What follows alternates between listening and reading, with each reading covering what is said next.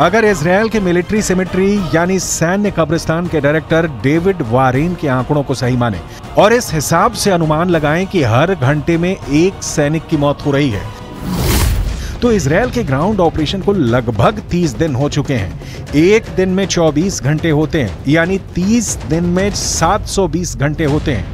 अगर इजरायल के सैन्य कब्रिस्तान के डायरेक्टर के मुताबिक हर घंटे में एक सैनिक की मौत हो रही है, तो इसका मतलब यह है कि अब तक ग्राउंड ऑपरेशन से 30 दिनों में 720 सैनिकों की मौत हो चुकी है।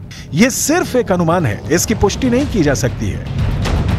इतना ही नहीं, हिजबुल्लाह ये दावा करता है कि लेबनान के बॉर्डर पर जो जंग चल रही है उसमें हिजबुल्लाह के 80 लड़ाके मारे गए हैं, जबकि इजरायल के करीब 10 सैनिक मारे गए हैं। जबकि हिजबुल्लाह को सपोर्ट करने वाले देश ईरान के सर्वोच्च नेता खामनेई भी ये बयान जारी कर चुके हैं। इजरायल के ज्यादा सैनिक मारे गए हैं, लेकिन इजरायल आंकड़ों को छुपा रहा है। अब ऐसे में सवाल ये उठता है कि क्या वाकई में इजरायल की सेना अपने मारे गए सैनिकों के आंकड़ों को छुपा रही है? इजरायल की सेना प्रोपेगेंडा वॉर में हमेशा सबसे आगे रहती है और आज भी इजरायल और हमास के युद्ध में अगर देखा जाए तो हमास के पक्ष में बात करने वाले गाजा पट्टी के फिलिस्तीनी पत्रकारों की हालत बहुत ज्यादा खराब है। गाजा पट्टी के अंदर लगातार हुई बमबारी में अब तक करीब 45 पत्रकार मारे जा चुके हैं जो फिलिस्तीन के मुद्दे को कवर कर रहे थे। अब ऐसी स्थिति में गाजा के संचार तंत्र पर इजरायल का 75% कब्जा है और इजरायल जो चाहता है वही सूचना गाजा से बाहर निकलती है, क्योंकि गाजा के अंदर इजरायल की सेना अपनी पकड़ को मजबूत कर रही है। और जहां तक इजरायल के सैनिकों के मारे जाने की संख्या का सवाल है, तो यहाँ एक और बात जाननी जरूरी है कि इजरायल की डिफेंस फोर्स खुद को एक सुपीरियर आर्मी यानी सर्वश्रेष्ठ सेना की तरफ प्रस्तुत करती है और ऐसे में वो कभी नहीं चाहेगी कि वो अपने सैनिकों की मौत के ऐसे आंकड़े पेश करे जो दुश्मनों के मुकाबले ज्यादा हो। लेकिन यहाँ पर नोट करने वाली बात यह भी है कि इजरायल की ये सैन्य नीति है कि वो हमेशा दुश्मन के 10 गुना आदमी ज्यादा मारता है। और अब तक के आंकड़ों पर गौर करें तो गाजा के अंदर 15,000 से ज्यादा लोग मारे जा चुके हैं और करीब 7,000 लोग मलबे में दफन हैं। इनमें से मारे गए बच्चों की संख्या तो करीब 7,000 हो चुकी है। यानी गाजा में एक बहुत बड़ा नरसंहार हो रहा है। लेकिन उसके बाद भी अमेरिका के नेशनल सिक्योरिटी काउंसिल के प्रवक्ता जॉन किर्बी ने पत्रकारों के सामने एक प्रेस कॉन्फ्रेंस में यह कहा है कि गाजा पट्टी में कोई नरसंहार नहीं हो रहा है। ये पूरा बयान आपको सुनाएंगे और इसके आगे आपको ये भी बताएंगे कि कैसे जॉर्डन भी गाजा पट्टी के जख्मों पर नमक छिड़क रहा है। लेकिन सबसे पहले अमेरिका के उस पाखंड के बारे में बताना जरूरी है जो बिल्कुल साफ नजर आ रहा है।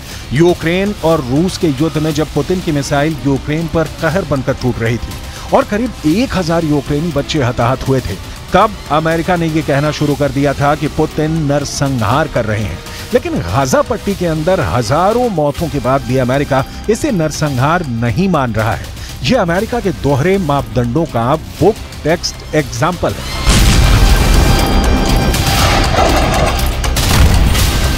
Hamas wants, make no mistake about it, is genocide. They want to wipe Israel off the map. They've said so publicly, more than one occasion. In fact, just recently. And they've said that they're not going to stop. What happened on the 7th of October is going to happen again and again and again. And what happened on the 7th of October? Murder, slaughter of innocent people in their homes or at a music festival. That's genocidal intention.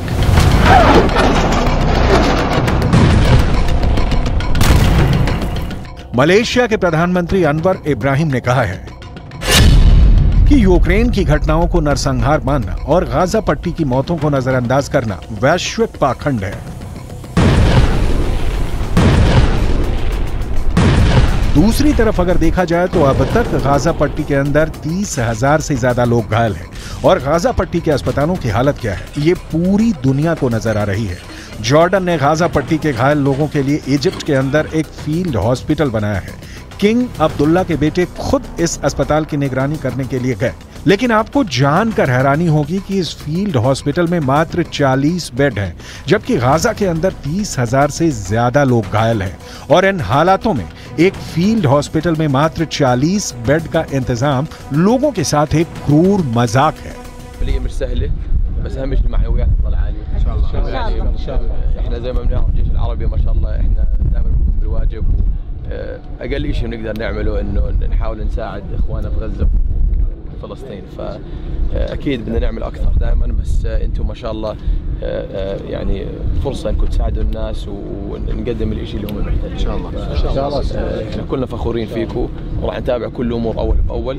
اهم شيء التنسيق بيناتكم والمعنويات تفضل عاليه. ان شاء الله.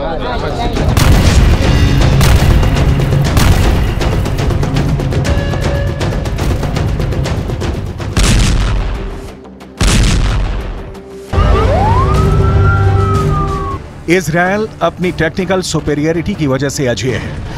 पिछले हफ्ते Israel ने Hamas की ताकत को इस कदर नेस्तोनाबूद किया था कि पिछले हफ्ते 72 घंटे में इजराइल की राजधानी तेल अवीव पर एक भी मिसाइल अटैक नहीं हुआ था। और जब सोमवार को तेल अवीव पर एक मिसाइल अटैक हुआ तो जहां से मिसाइल अटैक हुआ उस रॉकेट लॉन्चर को भी गाजा के अंदर जाकर इजराइल ने तबाह कर दिया। ये इजराइल की ताकत है। हमास के प्रवक्ता अबू उबैदा की माने तो हमास के लड़ाकों ने इजराइल के 350 से ज्यादा बख्तरबंद गाड़ियां और टैंकों को उड़ा दिए हैं। हमास का दावा तो ये है कि इजराइल के 150 मरकाबा टैंक उड़ा दिए गए हैं। हमास तस्वीरें भी जारी कर चुका है, लेकिन फिर भी हमास की पकड़ गाजा से इसलिए ढीली पड़ चुकी है क्योंकि हमास के बड़े बड़े हेडक्वार्टर्स पर इजराइल ने टैंक चढ़ा दिए हैं। इजरायली नहीं, अल शिफा अस्पताल में काम कर चुके डॉक्टर भी ये मानते हैं कि अल शिफा में हमास का हेडक्वार्टर हो सकता है। टाइम्स ऑफ इजराइल अखबार ने यह दावा किया है कि फ्रांस 24 नाम के एक न्यूज चैनल पर एक ब्रिटेन के डॉक्टर ने इंटरव्यू दिया है। इस डॉक्टर ने 3 साल तक अल शिफा अस्पताल के अंदर काम किया था। गाजा के अल शिफा अस्पताल में काम करने वाले इस ब्रिटिश डॉक्टर का दावा है कि अल शिफा अस्पताल में कई ऐसी जगहें थीं जहां पर उसे जाने के लिए मना किया गया था। ये कहा गया था अगर वो वहां प्रतिबंधित क्षेत्र में जाएगा तो उसे गोली लग सकती है। टाइम्स ऑफ इजराइल ने दावा किया है कि अल शिफा अस्पताल के अंदर हमास का हेडक्वार्टर होने का दावा करने वाले ब्रिटिश डॉक्टर ने अपना नाम नहीं बताया है क्योंकि उसे डर है कि ऐसा करने पर गाजा के अंदर मौजूद उसके सहयोगियों को हमास मार सकता है।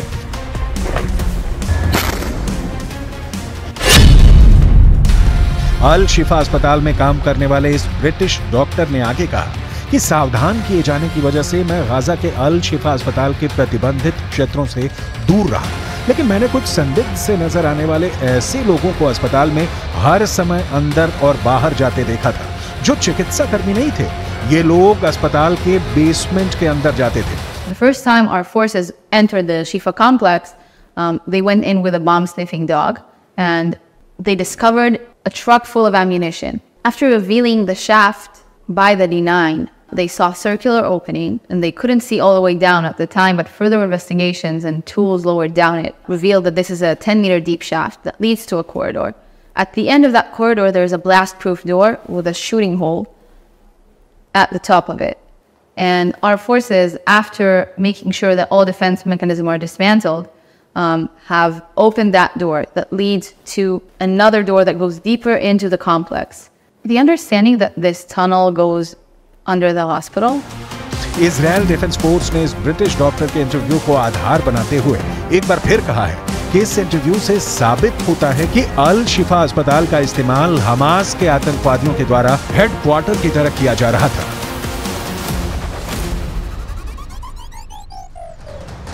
अब खबर इजराइल के साथ सबसे बड़े साजिश की करते हैं। नेतन्याहू को उनके सबसे भरोसेमंद खुफिया अधिकारी ने बहुत बड़ा धोखा दे दिया है।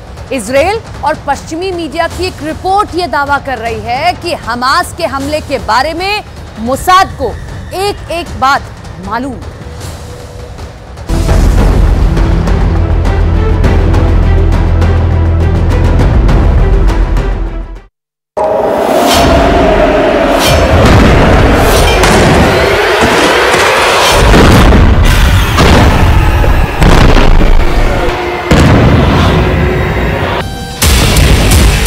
पहले 7 अक्टूबर का हमला, जब इजराइल के साथ पूरी दुनिया को इस अटैक ने हैरान कर दिया।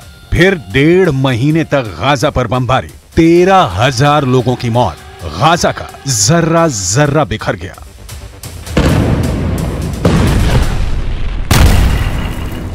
अक्टूबर बीता, नवंबर भी खत्म, लेकिन उससे पहले 24 नवंबर को सीज फायर के साथ बंधकों की रिहाई। इन सबके बीच एक रिपोर्ट तूफान बनकर आई है, जिसने इजरायल के हमास के खिलाफ चल रहे ऑपरेशन को बहुत बड़े शक के घेरे में डाल दिया है। जितना बारूद गाजा पर नहीं गिरा, उतनी आग इस रिपोर्ट में है।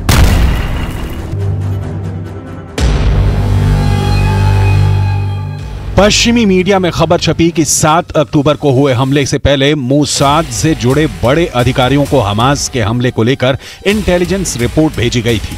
फाइनेंशियल टाइम्स की इस रिपोर्ट में बताया गया है कि इजरायल की इंटेलिजेंस ने न सिर्फ इस रिपोर्ट को नजरअंदाज किया, बल्कि मोसाद के बड़े अफसरों ने इस रिपोर्ट को खारिज कर दिया। अब खारिज करने का क्या मतलब है? क्या मोसाद का कोई बड़ा अधिकारी हमास से मिल गया था? क्या मोसाद के अंदर हमास का स्लीपर सेल बन चुका है, जिसमें बड़े बड़े अधिकारी हमास के लिए डबल एजेंट बन गए हैं?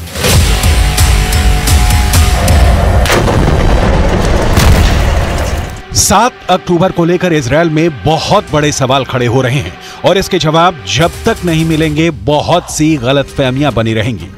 जिसमें शक नहीं कि 7 अक्टूबर को हुआ हमला मोसाद की सबसे बड़ी नाकामी रही। पूरी दुनिया ने इजरायल के सुरक्षा चक्र को ढहते हुए देखा और अब मोसाद पर ऐसी उंगलियां उठ रही हैं, जिससे यह बात साफ हो रही है कि 7 अक्टूबर को हुआ हमास का हमला एक तरह से होने दिया गया। इस बात में कोई शक नहीं कि इजरायल की सबसे high profile intelligence agency Mossad पूरी तरह फेल हो गई। हमास ने जब 7 अक्टूबर को खुल्लम खुल्ला इजरायल पर हमला किया, तो उसने 1200 इजरायली नागरिकों की हत्याएं की और साथ में करीब 250 लोगों को बंधक बना लिया। Hamas, in a remarkable act of creativity, burst through the borders of Gaza and seems to have taken a number of Israelis hostage. They've never really done that before. This is unprecedented, and in some ways, from the Hamas perspective, they've done in 2023 what Egypt did in 1973. 7 अक्टूबर का हमला वाकई बहुत खतरनाक था। Israel चंद घंटों तक समझ ही नहीं पाया कि आखिर क्या हो गया, किसने हमला किया, किसने मारा, किससे अगवा किया और कौन कहां से आकर कहां लौट गया। इजरायल का पूरा सुरक्षा अमला अंधेरे में रहा। फाइनेंशियल टाइम्स की रिपोर्ट में कहा गया है कि जब मोसाद के बड़े अफसर को बताया गया कि हमास की तरफ से बड़े हमले का खतरा है, तो उसका जवाब था कि ये सिर्फ ख्याली बातें हैं। हमास को लेकर जो रिपोर्ट दी गई थी, उसमें गाजा से लगी दीवार और बाढ़ के आसपास की वीडियो रिकॉर्डिंग थी और इलेक्ट्रॉनिक इंटेलिजेंस थी। लेकिन एक तरह से उसने सभी रिपोर्ट डस्टबिन में फेंक दी। ये सब बातें इजरायल के दक्षिणी कमान से जुड़े मोसाद के बड़े अफसर को बताई गई थी। मीडिया रिपोर्ट के मुताबिक उस अफसर को बहुत ही खुफिया तरीके से सभी चेतावनी दी गई थी कि हमास बॉर्डर पोस्ट को उड़ाने की तैयारी कर रहा है और ऐसा हमला कई जगह हो सकता है। लेकिन उस अफसर का रवैया ऐसा रहा जैसे ये रिपोर्ट कूड़ेदान में डालने लायक है।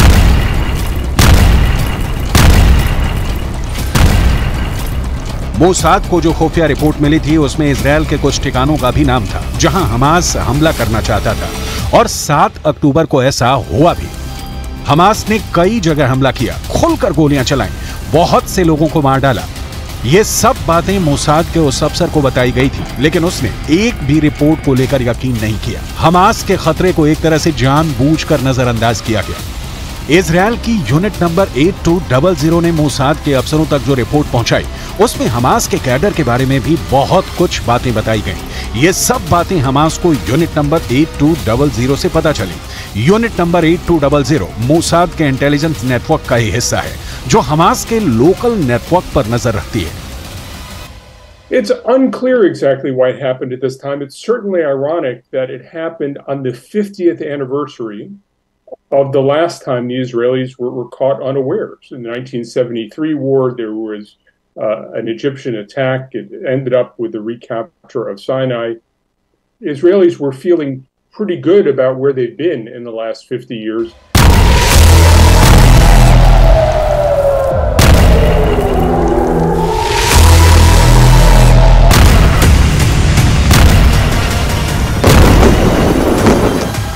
7 अक्टूबर के हमले को 1973 में हुए हमले के बाद सबसे खतरनाक अटैक बताया गया है। 1973 में यौम किपुर के दिन, जो यहूदी धर्म में पवित्र दिन माना जाता है, उस दिन सीरिया और मिस्र की फौज ने हमला करके इजरायल को चौंका दिया था। 7 अक्टूबर को भी यही हुआ। इजरायल फिर चारों खाने चित्त हो गया। उसके बाद इजरायल की बमबारी से जो कुछ भी हुआ, चाहे उसने गाजा को पूरी तरह मिटाने वाली बमबारी की हो, लेकिन सच यही है कि इजरायल की खुफिया एजेंसी मोसाद की हैसियत पूरी तरह मिट्टी में मिल चुकी है। हमास के हमले के खतरे को ख्याली बातें बताने वाले अफसरों को लेकर कुछ और बातें पता चली हैं। इजरायल के एक सरकारी चैनल कान की रिपोर्ट है कि हमास के हमले की ऐसी वार्निंग सैनिकों ने अपने वरिष्ठ अफसरों को दी थी। वार्निंग में बताया गया था कि हमले के दौरान विमानों को गिराया जा सकता है और फिर हमास इजरायल में कई जगह अपने झंडे लगा देगा। मोसाद और इजरायली सेना के टॉप के अफसरों ने अगर ऐसी रिपोर्ट खारिज की तो सवाल उठना लाजमी है। इंटेलिजेंस रिपोर्ट खारिज के कई मतलब निकाले जा सकते हैं। कई सवाल खड़े होते हैं जिसका जवाब मोसाद को ही देना होगा। क्या मोसाद का वो बड़ा अधिकारी हमास से मिल गया था? क्या मोसाद के अंदर हमास की एंट्री हो चुकी है? क्या मोसाद के अंदर हमास का स्लीपर सेल बन चुका है जिसमें बड़े बड़े अधिकारी हमास के लिए डबल एजेंट बन गए हैं? ये सवाल इसलिए उठते हैं क्योंकि इजरायल के लिए हमास हमेशा सबसे बड़ा खतरा माना गया है और अगर मोसाद का कोई बड़ा अफसर बड़े हमले के इंटेलिजेंस रिपोर्ट को लेकर कहे कि ये ख्याली बातें हैं तो सवाल तो उठेंगे। अब गाजा में युद्ध के बीच मोसाद को फैसला करना है कि वो ऐसी नाकामी और ऐसे लापरवाही से कैसे निपटता है। इस वक्त इजरायल की सेना सीज फायर के बीच उत्तरी गाजा में लड़ रही है और वहां उसे हमास की तरफ से बड़े हमले झेलने पड़ रहे हैं। हमास के एंटी टैंक दस्तों ने इजरायल की टैंक फोर्स का जीना मुश्किल कर दिया है। हमास का दावा है कि वो इजरायल के 180 से ज्यादा टैंक और बख्तरबंद गाड़ियों को फोड़ चुका है और अब उसकी निगाह इजरायल के सॉफ्ट टारगेट पर है, यानी उसके सैनिकों की वो टोलियां जिन पर हमला करके हमास बड़ा स्कोर बनाना चाहता है। फिलहाल इजरायल के प्रधानमंत्री चाहते हैं कि गाजा से बुरी खबर ना मिले और इस वक्त बंधकों की रिहाई ही उनका सबसे बड़ा एजेंडा है। אבל אני מדגיש לכם, למשפחות ולכם אזרחי ישראל, אנחנו מחויבים להחזרת כל חטופינו. זוהי אחת ממטרות המלחמה, ואנחנו מחויבים להשיג את כל מטרות המלחמה. हालांकि नेतन्याहू घरेलू मोर्चे पर घिरते हुए नजर आ रहे हैं। उनको यकीन था कि बंधकों की रिहाई के साथ राजनीतिक उथल-पुथल में उनकी राह आसान हो जाएगी, भ्रष्टाचार के आरोप कम पड़ जाएंगे, लेकिन ऐसा होता नजर नहीं आ रहा। लेकिन गाजा में नॉन स्टॉप बमबारी के साथ नेतन्याहू ने बहुत बड़ी उम्मीदें पाली हुई हैं।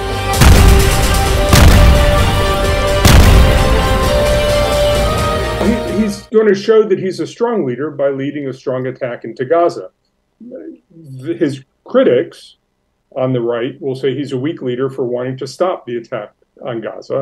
His critics on the left will say he's a weak leader because he was napping when he should have been preparing for this assault. So in the near term, Netanyahu is going to appear very strong. In the longer term, Netanyahu is going to be attacked on his right and on his left. But frankly, Netanyahu has been attacked on his right and his left for his entire career. And that doesn't really faze him. That's just the nature of life. Netanyahu is fighting for his political survival as he always does. Netanyahu को बहुत जल्दी बड़े फैसले लेने होंगे और इसमें Mossad में उठापटक भी शामिल रहेगी। 7 अक्टूबर को जो डेंट मोसाद के इमेज को लगा है उसकी भरपाई करना बहुत मुश्किल है, लेकिन अगर इजरायल के इंटेलिजेंस नेटवर्क में हमास की एंट्री हो चुकी है तो समझ लीजिए कि नेतन्याहू को फिर बहुत बड़े हमले का सामना करना पड़ सकता है, क्योंकि 7 अक्टूबर को हुआ हमला तो फिर शुरुआत कही जाएगी। इजरायल की सबसे बड़ी ताकत उसका इंटेलिजेंस नेटवर्क पूरी तरह खत्म माना जाएगा और इसी से जुड़ी इजरायल की पूरी सिक्योरिटी, जिसमें घुसपैठ का मतलब नेतन्याहू से बेहतर कौन जानता है। इस वक्त पूरी दुनिया का फोकस गाजा पर है, इजरायल पर है, हमास के अगले कदम पर है और साथ में नेतन्याहू के फैसलों पर है। इस युद्ध में अगले कुछ दिन बहुत अहम होने जा रहे हैं।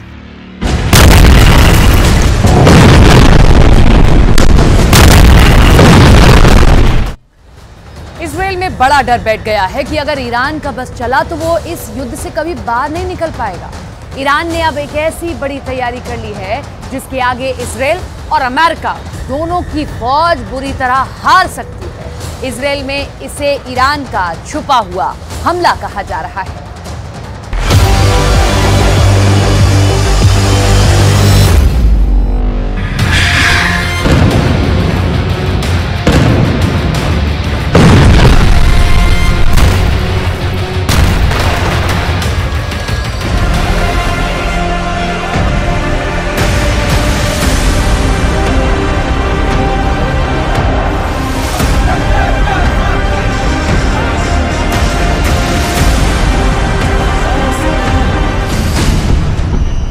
ईरान का ऐलान, इजरायल का विनाश शुरू।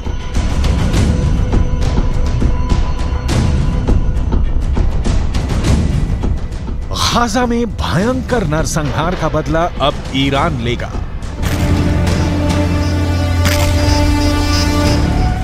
ईरान के सुप्रीम लीडर अली खामनेई ने ऐलान कर दिया है कि भले ही हमास और इजरायल के बीच सीज फायर हो गया हो, लेकिन ईरान गाजा में गिराए गए एक एक इजरायली बम का खूनी बदला जरूर लेगा। ईरान ने यहां तक धमकी दी है कि वो इजरायल और अमेरिका को किसी भी कीमत पर नहीं बख्शेगा और अब इजरायल पर भीषण हमले शुरू हो चुके हैं।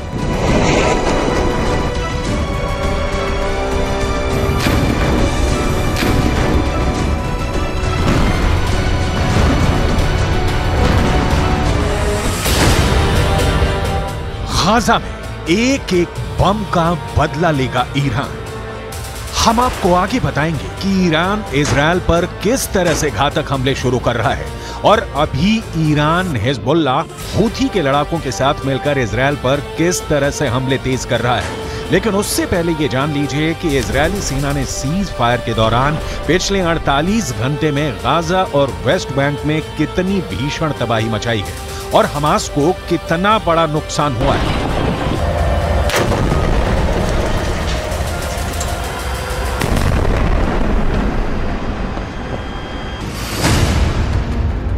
इजरायल सुरक्षा बलों यानी आईडीएफ ने दावा किया है कि पिछले 24 घंटे में हमास के नौसेना बल के कमांडर को उसने मार डाला है। कमांडर उमर अबू जल्ला हमास की नौसेना बल में एक सीनियर कमांडर था।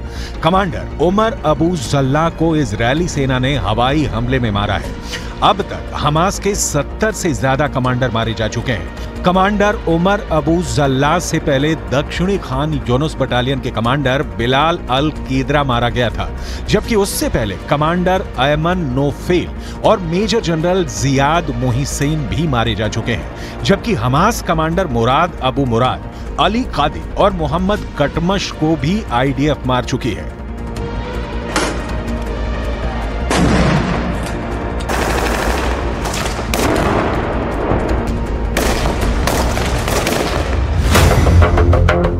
इजरायल को नहीं बचा पाएगा सीज फायर। अब सवाल उठता है कि आखिर इजरायल के सामने ऐसी क्या मजबूरी हुई कि उसे हमास के साथ 4 दिन का सीज फायर करना पड़ा। ईरानी सेना के दावों के मुताबिक गाजा सिटी में इजरायली सेना को भी भारी नुकसान हुआ है। ईरान का यहां तक दावा है कि भले इजरायल अपने 70 सैनिकों के मरने का दावा करे, लेकिन हकीकत में इजरायल के 10 से 20 गुना सैनिक गाजा सिटी में सीधी जंग में मारे जा चुके हैं। इसीलिए ईरान के सुप्रीम लीडर अली खामनेई 4 दिन के सीज फायर शुरू होने के साथ ही ऐलान कर दिया था कि गाजा में गिराए गए एक एक इजरायली बम का बदला लिया जाएगा। इसी को लेकर ईरान की राजधानी तेहरान में ईरान सैनिक और लड़ाकों ने जबरदस्त प्रदर्शन किया है, जिसमें इजरायल को नक्शे से मिटाने की कस्में खाई गई हैं।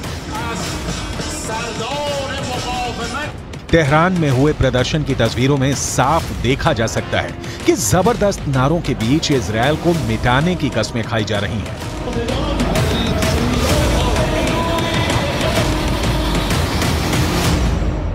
در نجات مردم فلسطین اقدام تعیین کننده‌ای را انجام دهد بر ناامیدی ملت‌ها از دولت‌ها و بی‌تابی آنها در دفاع از فلسطین افزوده می‌شود.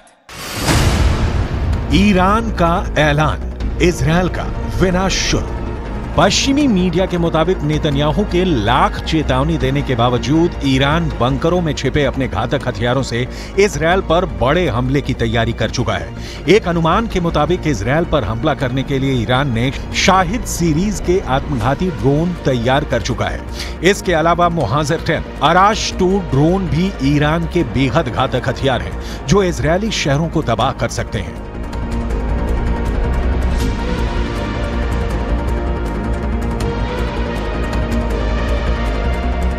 همه مردم آماده هستند برای مقابله با اسرائیل، برای اینکه فاتحه اسرائیل رو یک بار برای همیشه بخوانند.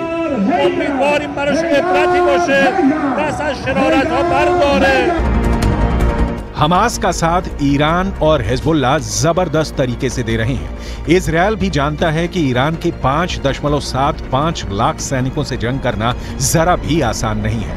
इजरायल के पास सिर्फ 1.73 लाख सैनिक है। इजरायल की 4.65 लाख के रिजर्व फोर्स को जोड़कर भी इजरायल ईरान के आसपास नहीं टिकता है। अब ऐसे हालात के बीच इजरायल का यह कहना है कि वो पूरे मिडिल ईस्ट में कहीं भी कभी भी बमबारी कर सकता है। यह दावा वाकई हैरान करने वाला है। כך חנה קציר היקרה ששבה היום הביתה לאחר שארגוני הטרור טענו שהרגו אותה לפני מספר ימים. לכן יש להסתמך על דיווחים של גורמים רשמיים בלבד. בעזה בשעות הבוקר כוחות צה"ל נערכו בקווי ההפוגה בשטח רצועת עזה. המפקדים תודרכו והכינו את הכוחות להתנהלות במהלך ההפוגה. ביטחון הלוחמים שלנו लेकिन ये भी सच है कि गाजा पट्टी को 60% तक इजरायल तबाह कर चुका है। इधर 1.5 महीने से ज्यादा की जंग में लगभग 15,000 से ज्यादा लोग गाजा में मारे जा चुके हैं।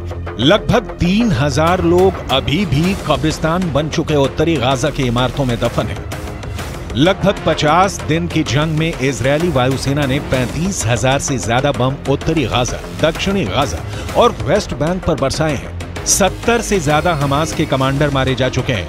इजरायली फोर्स ने हमास के इस्लामिक जिहाद परिषद के मुख्यालय, कमांड सेंटर, सैन्य परिसर, दर्जनों launcher pad, anti tank post और वॉच टावर को मलबे में बदल दिया। इस दौरान फिलिस्तीनी इस्लामिक जिहाद आतंकवादी संगठन के सैन्य मुख्यालय को भी नष्ट कर दिया गया। इसके अलावा आईडीएफ ने हमास के कई बुनियादी ढांचे को भी बर्बाद कर दिया। इधर हमास के टॉप कमांडर इस्माइल हानिया ईरान के साथ मिलकर इजरायल से लंबे युद्ध की जबरदस्त तैयारी कर रहे हैं। जरा इन तस्वीरों को देखिए।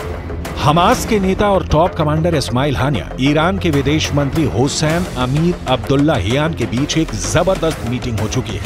दावा किया जा रहा है कि कतर की राजधानी दोहा में हुई इस मीटिंग में ईरान ने हमास की लीडरशिप को साफ कर दिया है कि ईरान इजरायल के खिलाफ जंग में उतर चुका है।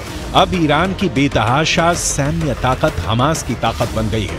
यानी गाजा में इजरायल को सिर्फ हमास से नहीं बल्कि ईरान की सेना, लेबनान के हिजबुल्ला लड़ाकों और हमास के सुरंग जिहादियों से जंग करनी पड़ेगी। אני כבר רואה את האזרחים של עזה הולכים עם דגלים לבנים לאורך החוף ונעים דרומה. וחיזבאללה גורר את לבנון למלחמה שעלולה לקרות. והוא עושה טעויות. אם הוא יעשה טעויות מהסוג הזה כאן, गाजा में एक बम का बदला लेगा ईरान। लेकिन वहीं दूसरी तरफ इजरायली सेना के हौसले 7वें आसमान पर पहुंच गए हैं। जरा देखिए कैसे। इजरायल की एयरफोर्स के चीफ मेजर जनरल टोमेर बार ने एक टीवी चैनल पर ऐलान किया कि जरूरत पड़ने पर पूरे मिडिल ईस्ट में कहीं भी बम गिराए जा सकते हैं। इजरायली वायुसेना प्रमुख की ओर से आए इस बयान को खास तौर से ईरान और हिजबुल्लाह के लिए चेतावनी की तरह देखा जा रहा है। इजरायल की वायुसेना चीफ ने कहा है कि हम हमास पर चौतरफा हमले कर रहे हैं, उसको जमीन पर और जमीन के नीचे मार रहे हैं। हमारे जवानों ने हजारों आतंकवादियों और उनके ठिकानों पर हमला किया है। हमने हमास को खत्म करने की कसम खाई है और हम उनको चुन चुन कर खत्म करेंगे। हमास के किसी भी ठिकाने और मददगार को नहीं छोड़ा जाएगा। इजरायल की वायुसेना पूरे मध्य पूर्व में जहां भी जरूरत होगी वहां कार्रवाई के लिए पूरी तरह से तैयार है।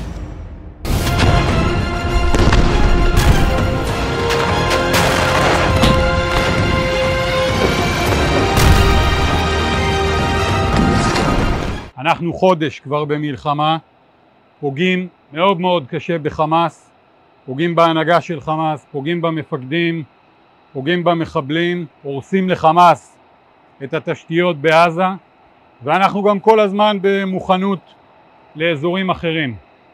הבסיס הזה יודע להגיע. हमास की मौजूदा सैन्य क्षमता को देखें तो उसके पास ज्यादातर ईरान के दिए हथियार हैं। इजरायल पर मौजूदा हमले में फज्र 3 और फज्र 5 रॉकेट का इस्तेमाल किया जा रहा है। इजराइल हमास के बीच युद्ध विराम है, लेकिन रूस यूक्रेन के बीच घनघोर युद्ध जारी है। रूस ने यूक्रेन में सर्दी आने के पहले कीव पर कब्जे का जबरदस्त प्लान तैयार किया है। अब रूस हर दिन नहीं, हर घंटे यूक्रेन पर हमले और तेज करता जाएगा। पुतिन को इजराइल से एक ऐसी रिपोर्ट मिली है जिसके बाद उन्होंने दिसंबर में ही जीतने का फैसला कर लिया है।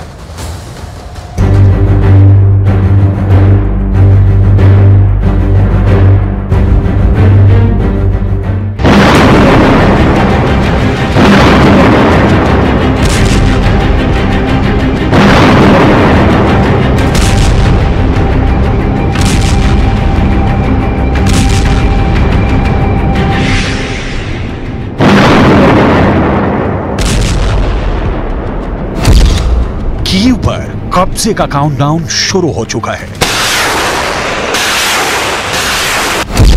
रूस की आर्मी ने अब तक का सबसे बड़ा प्लान तैयार किया है। क्रिसमस पर कीव पर कब्जे का प्लान। पुतिन ने फाइनल पेपर पर दस्तखत कर दिए हैं।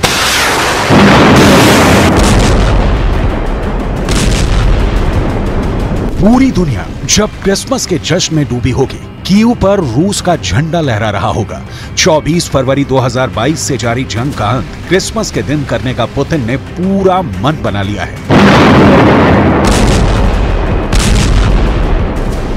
पुतिन की सेना इस वक्त यूक्रेन पर अब तक का सबसे तेज हमला कर रही है। जवाब हालांकि यूक्रेन से भी मिल रहा है, लेकिन रफ्तार और पलटवार बेहद कमजोर नजर आ रही है।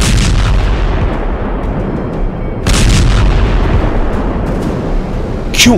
इसकी डिटेल आपको आगे दिखाएंगे। उत्तर एशिया और यूरोप में जोरदार ठंड आने ही वाली है। इससे पहले रूस ने जंग में फिर गर्मी ला दी है। रूस ने यूक्रेन की राजधानी कीव पर जोरदार ड्रोन हमले किए हैं। ब्रिटेन के रक्षा मंत्रालय ने ताजा बयान दिया है। युद्ध के दूसरे शीतकाल मौसम की ओर बढ़ने के बीच यूक्रेनी सीमा पर बड़े बदलाव की कुछ तात्कालिक संभावनाएं हैं। रूस ने कीव, शर्कासी और पोल्टावा क्षेत्रों को निशाना बनाते हुए 20 ईरानी ड्रोन से हमला किया। वहीं यूक्रेन की विमान रोधी प्रणालियों ने 15 ड्रोन मार गिराए।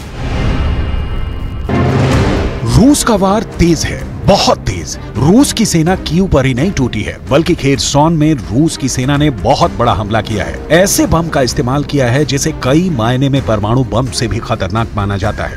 रूस ने यूक्रेन के दक्षिणी शहर खेरसॉन पर क्लस्टर बम गिरा दिया है, जिसमें 6 लोग मारे गए हैं, जबकि 60 से अधिक आवासीय और बुनियादी ढांचे की इमारतें क्षतिग्रस्त हो गई हैं। रूस के इस भीषण हमले ने दक्षिणी खेरसॉन में तबाही मचा दी है।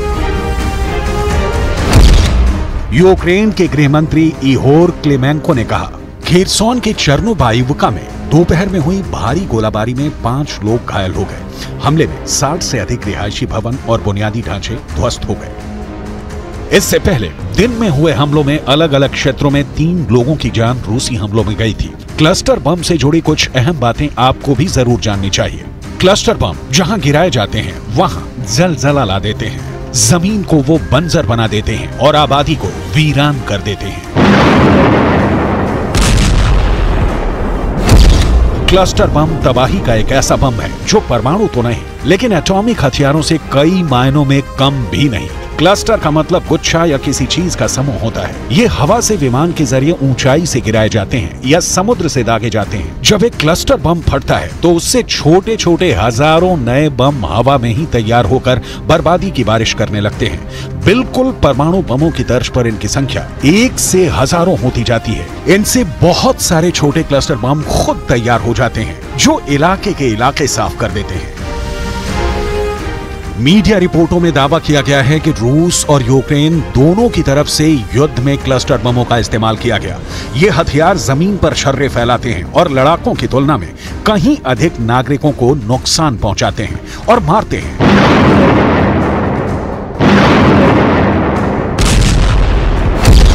दुश्मन के युद्धक वाहनों को नष्ट करने, हवाई पट्टी को उड़ाने, बिजली की ट्रांसमिशन लाइनों को नष्ट करने, जमीनी बारूदी सुरंगों को तितर बितर करने, रासायनिक और जैविक हथियारों को ठिकाने लगाने में इन क्लस्टर बमों का इस्तेमाल किया जाता है।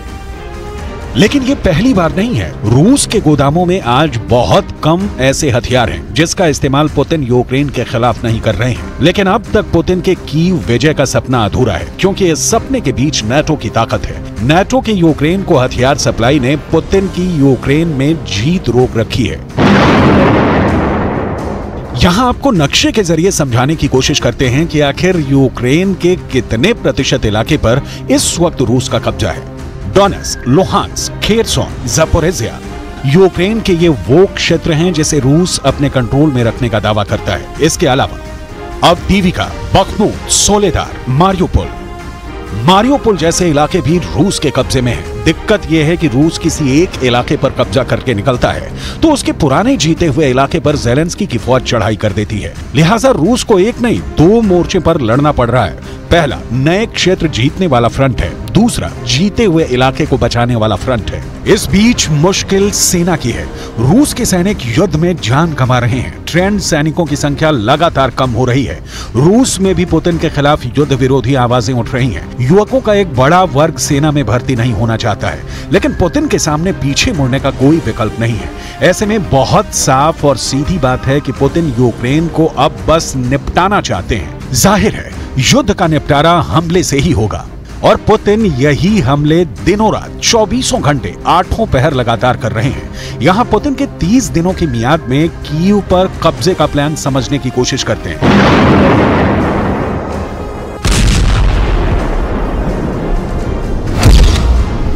प्लान नंबर 1, यूक्रेन में जीते गए सारे इलाकों को रूस के कब्जे में ले आना। प्लान नंबर 2, कीव को चारों तरफ से घेर कर हमला करना। प्लान नंबर 3, यूक्रेन को क्राइमिया पर हमले से तत्काल और पूरी शक्ति से रोकना। प्लान नंबर 4, ठंड से पहले यूक्रेन के ठिकानों पर जबरदस्त बमबारी।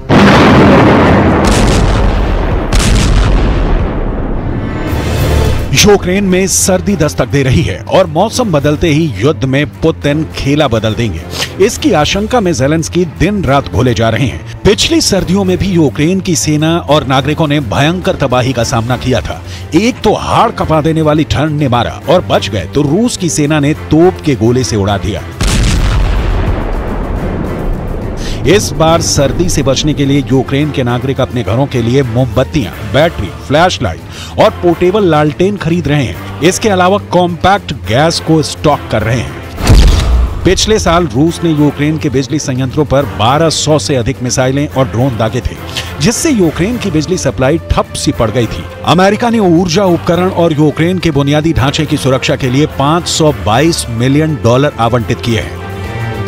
ठंड में जीवन की बुनियादी सुविधाएं और जंग दोनों के प्रति यूक्रेन के राष्ट्रपति ज़ेलेंस्की कदम उठा रहे हैं। ज़ेलेंस्की ने राष्ट्र के नाम एक संबोधन में कहा, हर किसी को यह सुनिश्चित करने के लिए रक्षात्मक प्रयासों में अपनी भूमिका निभानी चाहिए कि रूसी आक्रमण इन सर्दियों में यूक्रेन को रोक न दे।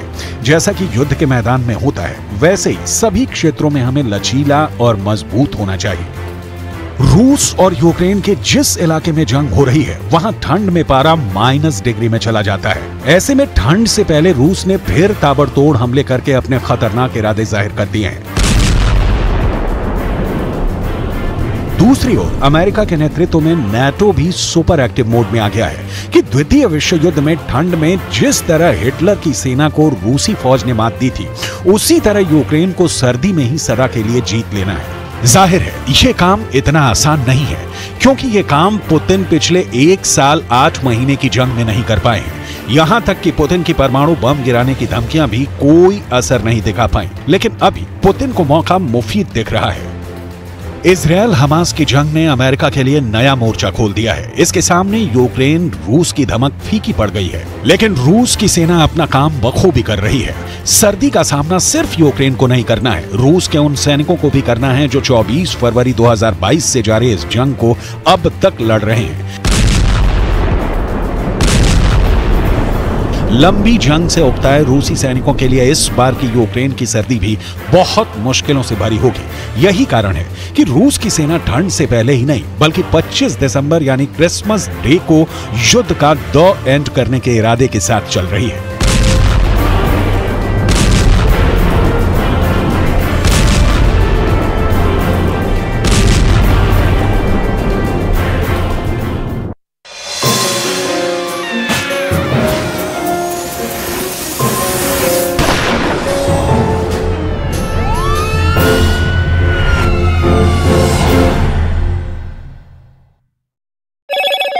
हेलमेट, ऑक्सीजन सिलेंडर और गैस कटर भी सुरंग में ले जाएंगे। लेकिन ऐसा नहीं है कि बचाव दल के अंदर पहुंचने के फौरन बाद ही मजदूरों को निकालना शुरू कर दिया जाएगा। सबसे पहले डॉक्टर मजदूरों की जांच करेंगे, इसके बाद उन्हें मौसम और बाहर के हालात की जानकारी दी जाएगी और फिर टनल से सबसे पहले उन मजदूरों को निकालने का प्लान बनाया गया है जिनकी हालत ज्यादा खराब होगी। मतलब मजदूरों को रेस्क्यू करने में किसी तरह की कोई जल्दबाजी नहीं होगी। इसी वजह से ये माना जा रहा है कि रेस्क्यू टीम के अंदर जाने के बाद मजदूरों को बाहर आने में 3 से 4 घंटे का वक्त भी लग सकता है।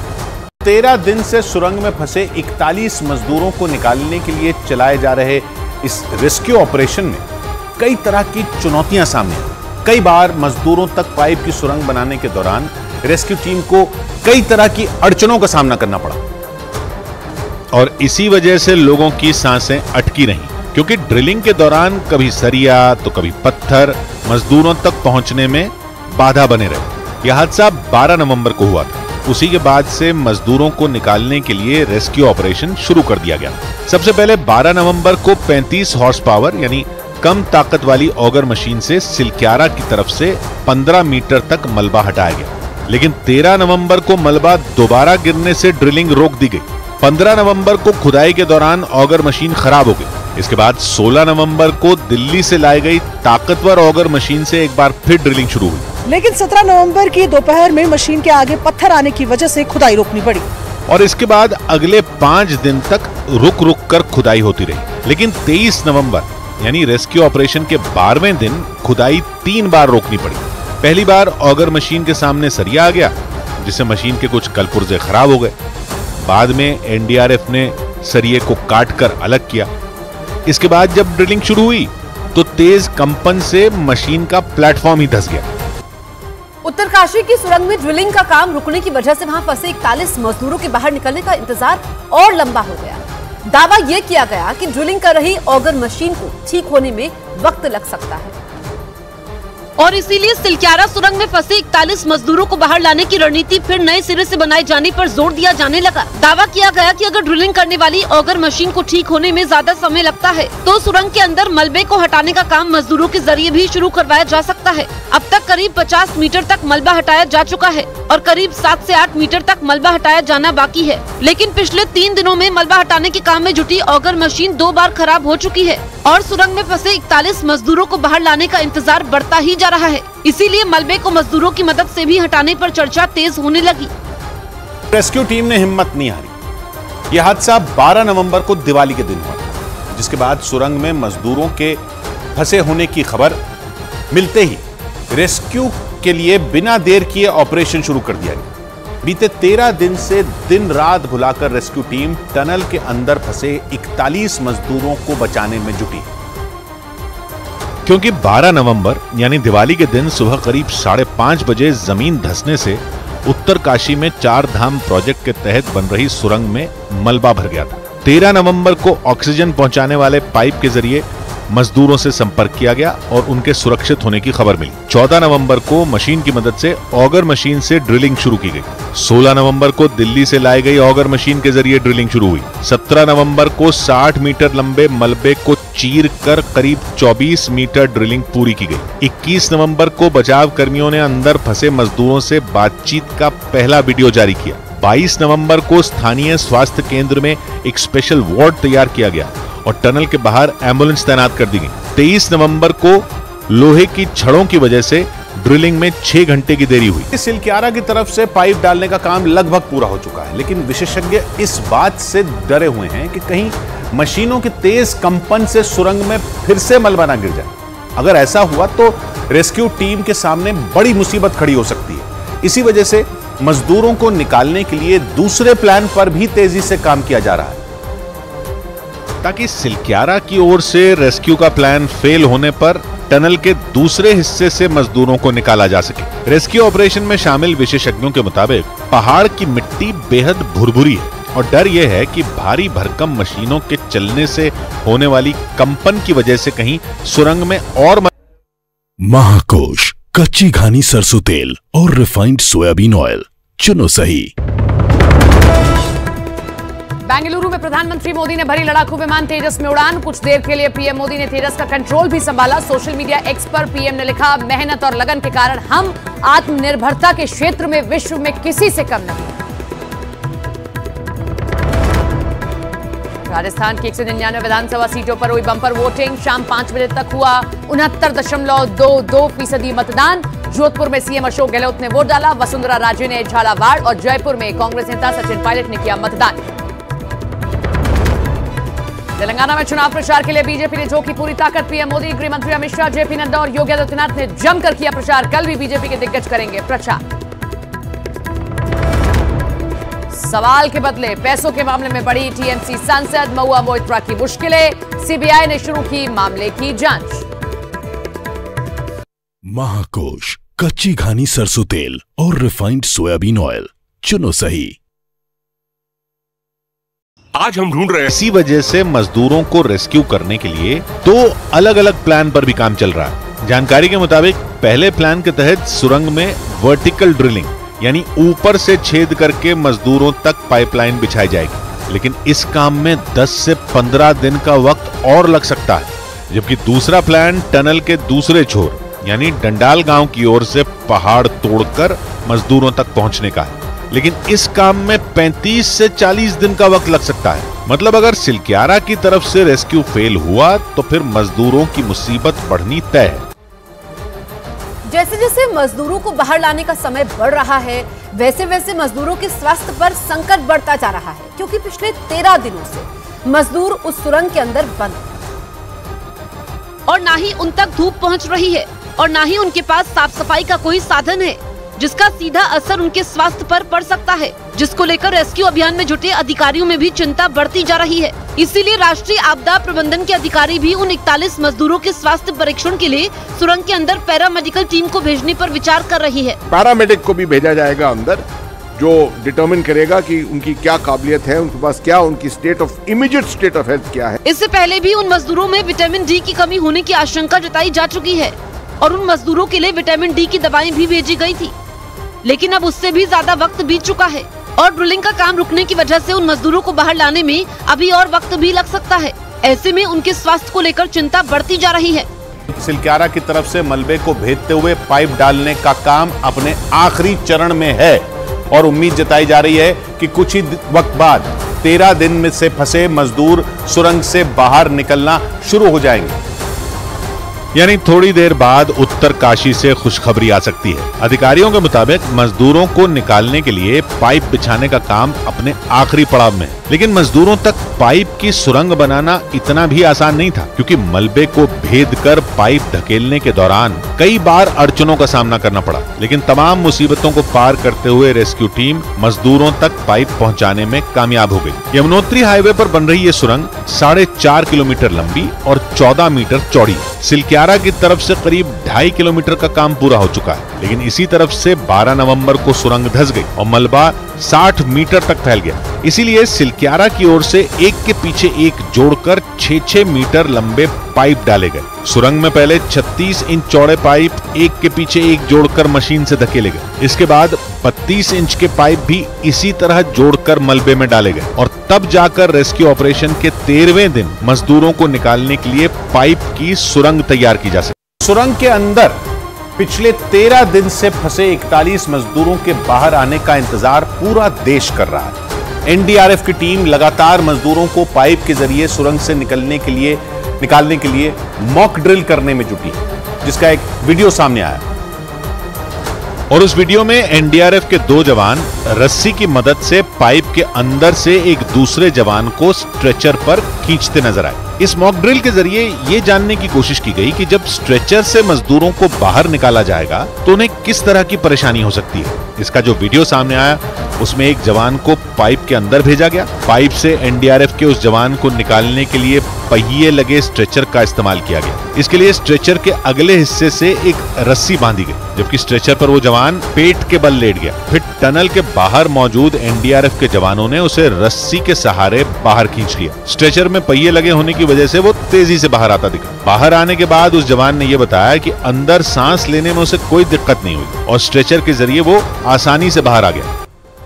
उत्तरकाशी की सुरंग में फंसे 41 मजदूरों के बाहर आने का इंतजार पूरा देश कर रहा है, लेकिन 13 दिन बीत जाने के बाद भी उन्हें बाहर लाने का रास्ता नहीं बन पाया, क्योंकि सिलक्यारा सुरंग के अंदर मलबा हटाने में लगी ऑगर मशीन एक बार फिर से बंद पड़ गई। और अब उस ऑगर मशीन को ठीक करने के लिए फिर से सुरंग से बाहर लाया गया है।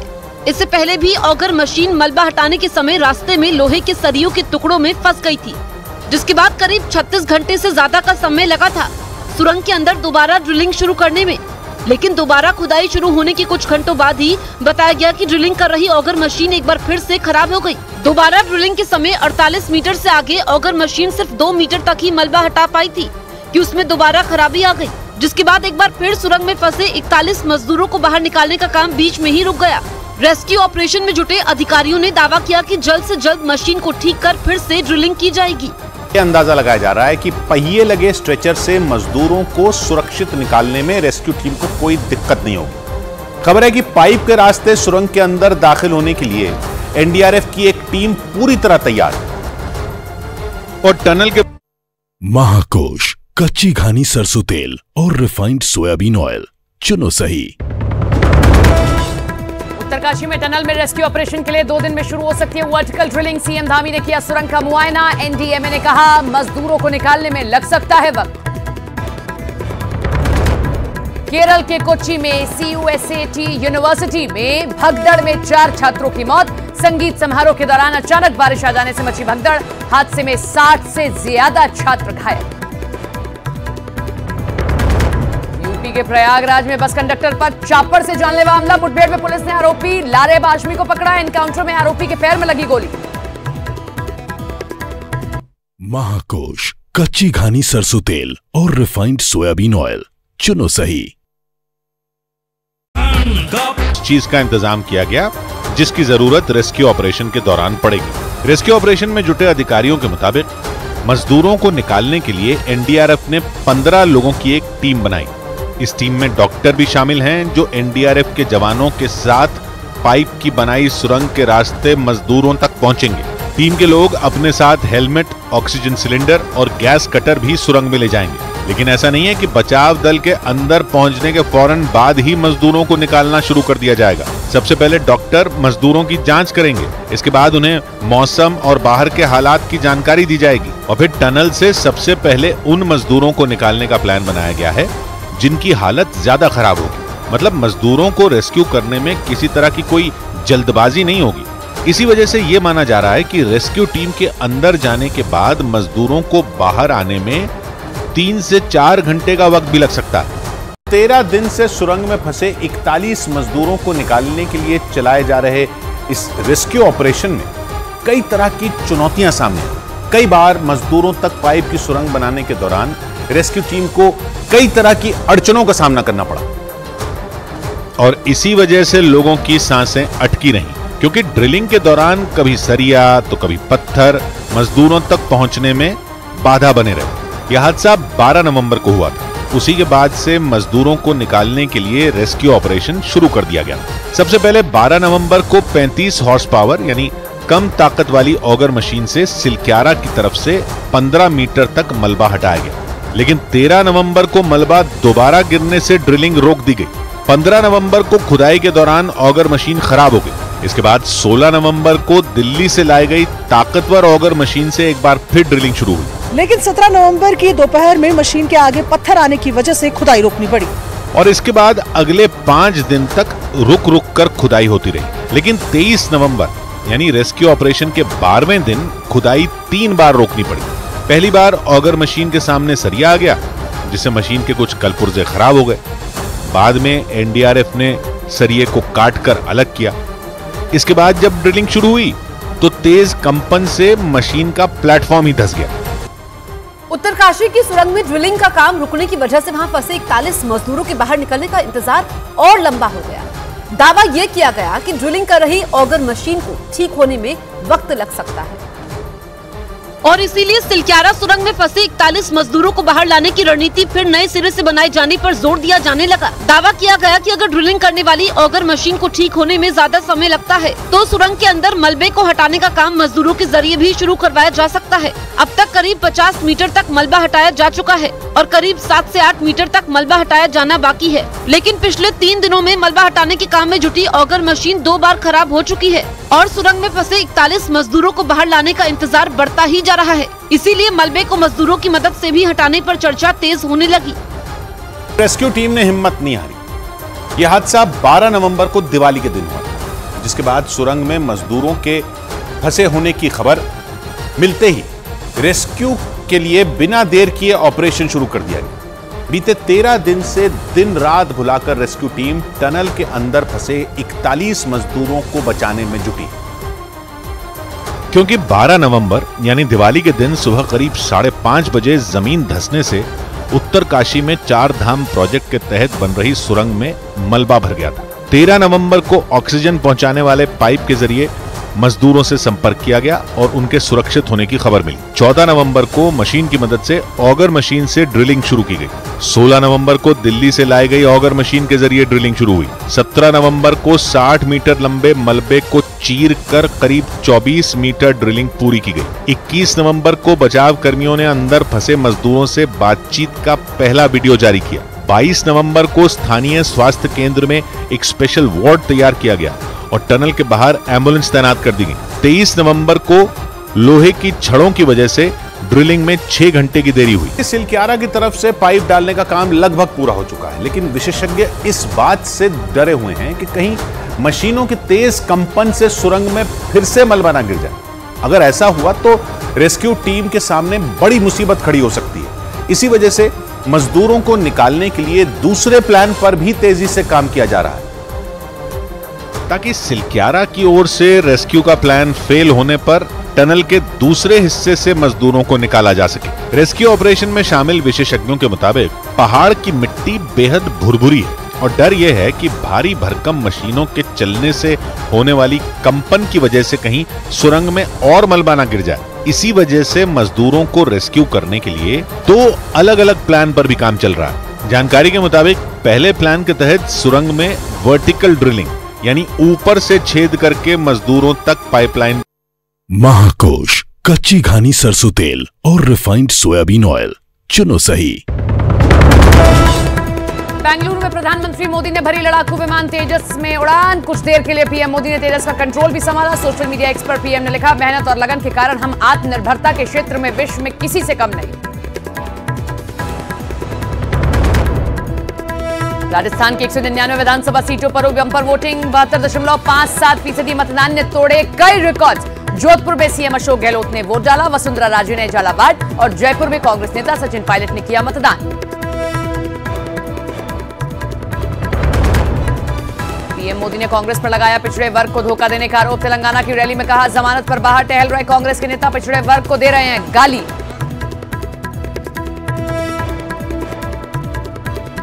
और बीसी को चोर कहने के कारण कांग्रेस को एक नेता को कोर्ट ने 2 साल की सजा लगा दी है, अभी जमानत पे घूम रहे हैं।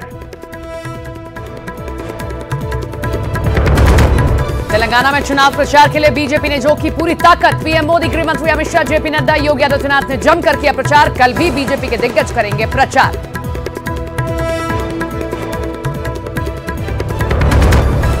सवाल के बदले पैसों के मामले में बढ़ी टीएमसी सांसद महुआ मोइत्रा की मुश्किलें। सीबीआई ने शुरू की मामले की जांच।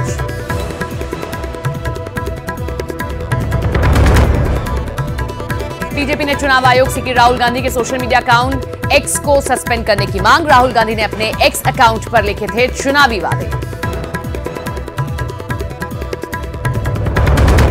उत्तरकाशी में टनल में रेस्क्यू ऑपरेशन के लिए 2 दिन में शुरू हो सकती है वर्टिकल ड्रिलिंग। सीएम धामी ने किया सुरंग का मुआयना। एनडीएमए ने कहा, मजदूरों को निकालने में लग सकता है वक्त। At the moment the auger is being removed, then this manual effort will start on the horizontal side. And about the vertical drilling? Vertical drilling will perhaps start in about 48 hours.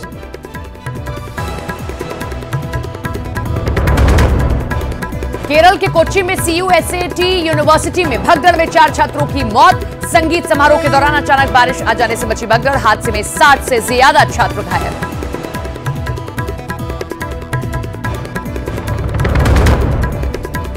UP के प्रयागराज में bus conductor पर chopper से जानलेवा हमला। मुठभेड़ में police ने आरोपी लारे भाशमी को पकड़ा। एनकाउंटर में आरोपी के पैर में लगी गोली।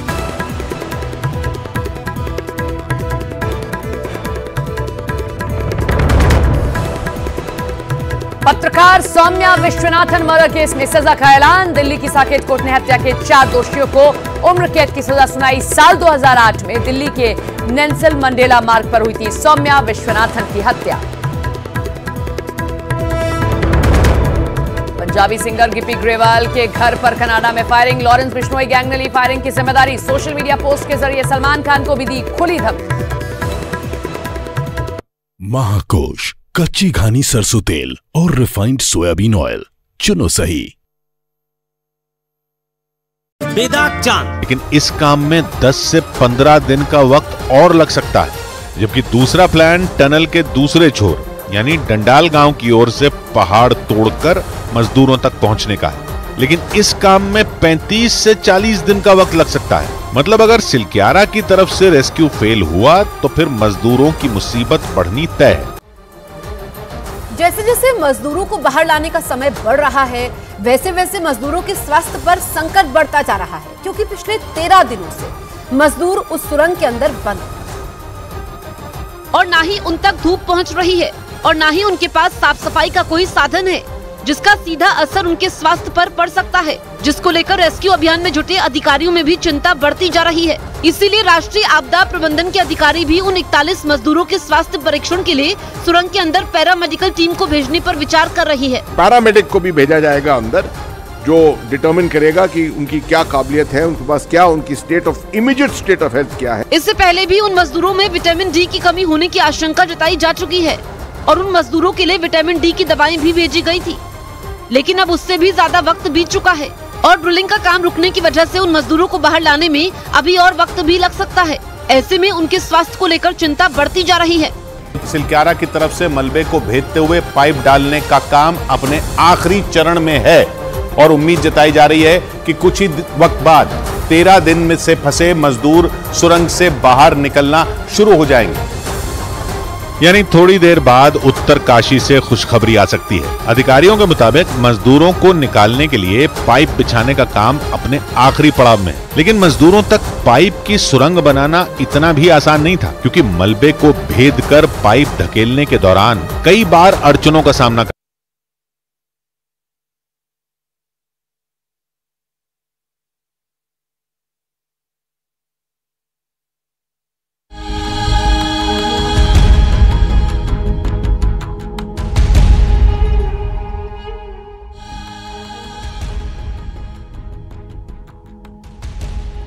आधी हकीकत आधा फसाना।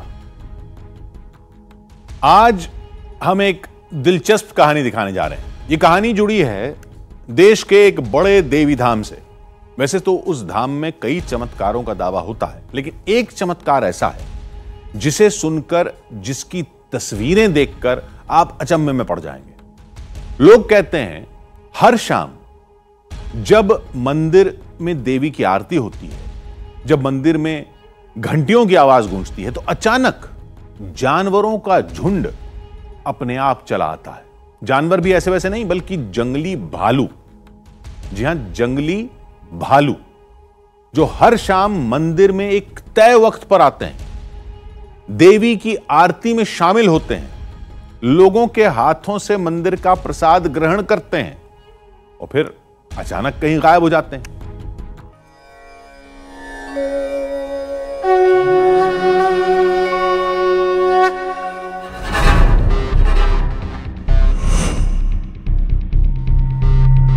आप सुनकर भी, देखकर भी शायद विश्वास न कर सकें कि एक ऐसी जगह हो सकती है जहां पर जंगली जानवर, भालू आते हों, प्रसाद देते हों और चले जाते हों।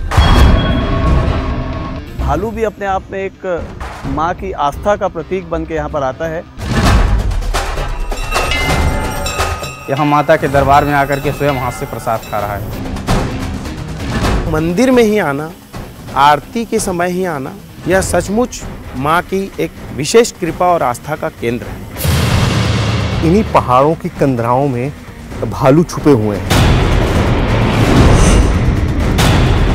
कहाँ है रे? आजा, आ आ आ आ आ आ अरे आजा आजा छोटे। अब आपने सोचा भी नहीं होगा कि इस तरह से बुलाया जा सकता है भालुओं को।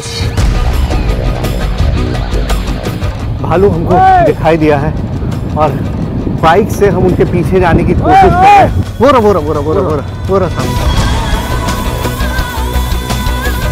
अब वो वक्त आ चुका है जब किसी भी वक्त वो भालू आपके सामने होंगे।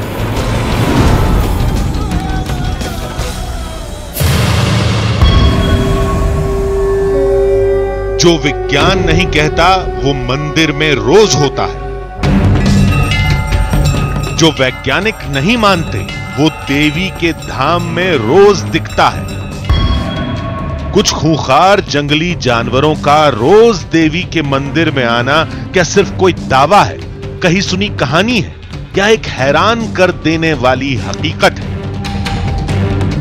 अगर हकीकत है तो क्यों, कैसे, किस लिए?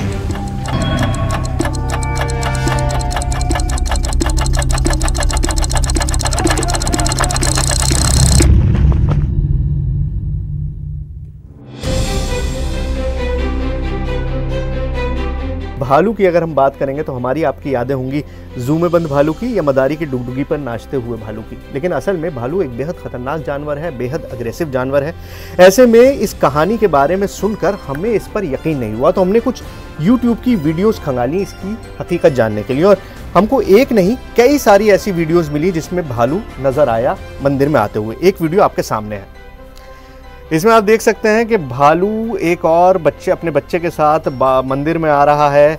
लोग खड़े हुए हैं और लोगों के हाथ से भालू प्रसाद खा रहा है, बिल्कुल एक पालतू जानवर की तरह। ये महसूस ही नहीं हो रहा है कि ये एक जंगली जानवर है। तो इस तरह की कई सारी वीडियोस हमें दिखाई दी जिसमें भालू मंदिर में आता हुआ दिखाई दिया। जैसे ही मंदिर के घंटे बजे, आरती का वक्त हुआ, भालू अंदर आ गया, कभी सीढ़ियों पर, कभी बच्चों के साथ, कभी लोगों के साथ।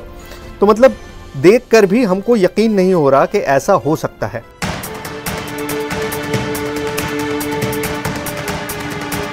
इन तस्वीरों को देखकर हमें क्या, किसी को भी हैरत हो सकती है। साफ नजर आ रहा है कुछ भालू एक मंदिर में आते हैं और लोग बेखौफ उन्हें खिला पिला रहे हैं।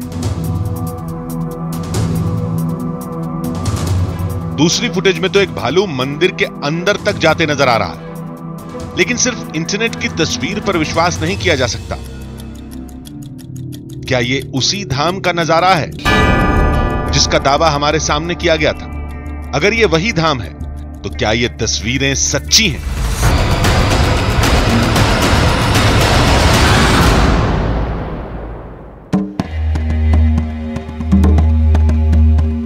ये देखने और समझने के लिए हम उस धाम की तरफ बढ़ते जा रहे थे।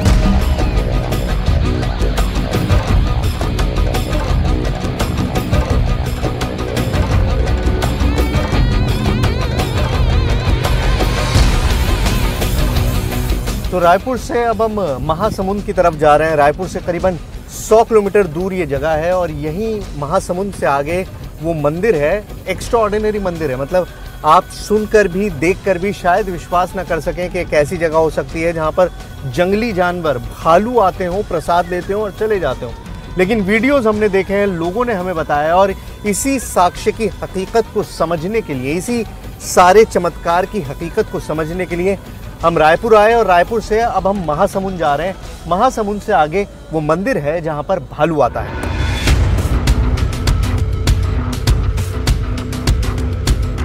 अक्सर ये देखा जाता है कि खाने की लालच में जंगली जानवर रिहायशी इलाकों का रुख करते हैं। कहीं उस धाम में भी भालुओं के आने की वजह वहां मिलने वाला प्रसाद तो नहीं?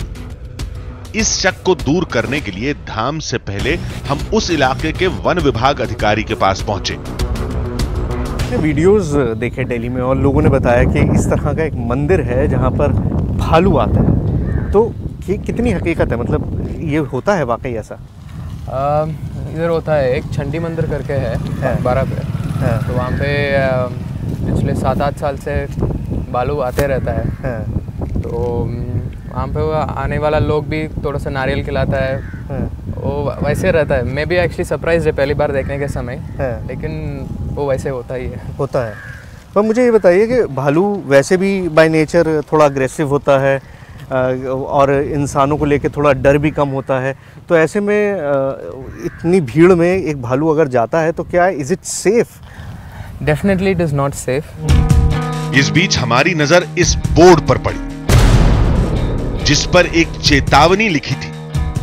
आपको मेरे पीछे ये बोर्ड दिखाई दे रहा होगा। इस बोर्ड पे साफ साफ लिखा है कि ये भालू जो इस मंदिर में आते हैं, आप उनको खाना मत दीजिए, उनको छूइए मत, क्योंकि ऐसा करना खतरनाक हो सकता है और ऐसी किसी भी गलती के लिए आप खुद जिम्मेदार होंगे। लेकिन ये बोर्ड दर्शाता है कि यहाँ आने वाले श्रद्धालु और भालुओं के बीच में किस तरह का रिश्ता है। आप उन्हें छू सकते हैं, आप उन्हें खिला सकते हैं, और आज तक कभी भी यहाँ आने वाले किसी भी श्रद्धालु पर भालुओं ने हमला नहीं किया है, किसी भी तरह का कोई नुकसान आज तक नहीं पहुंचाया है, जो अपने आप में किसी चमत्कार से कम नहीं है।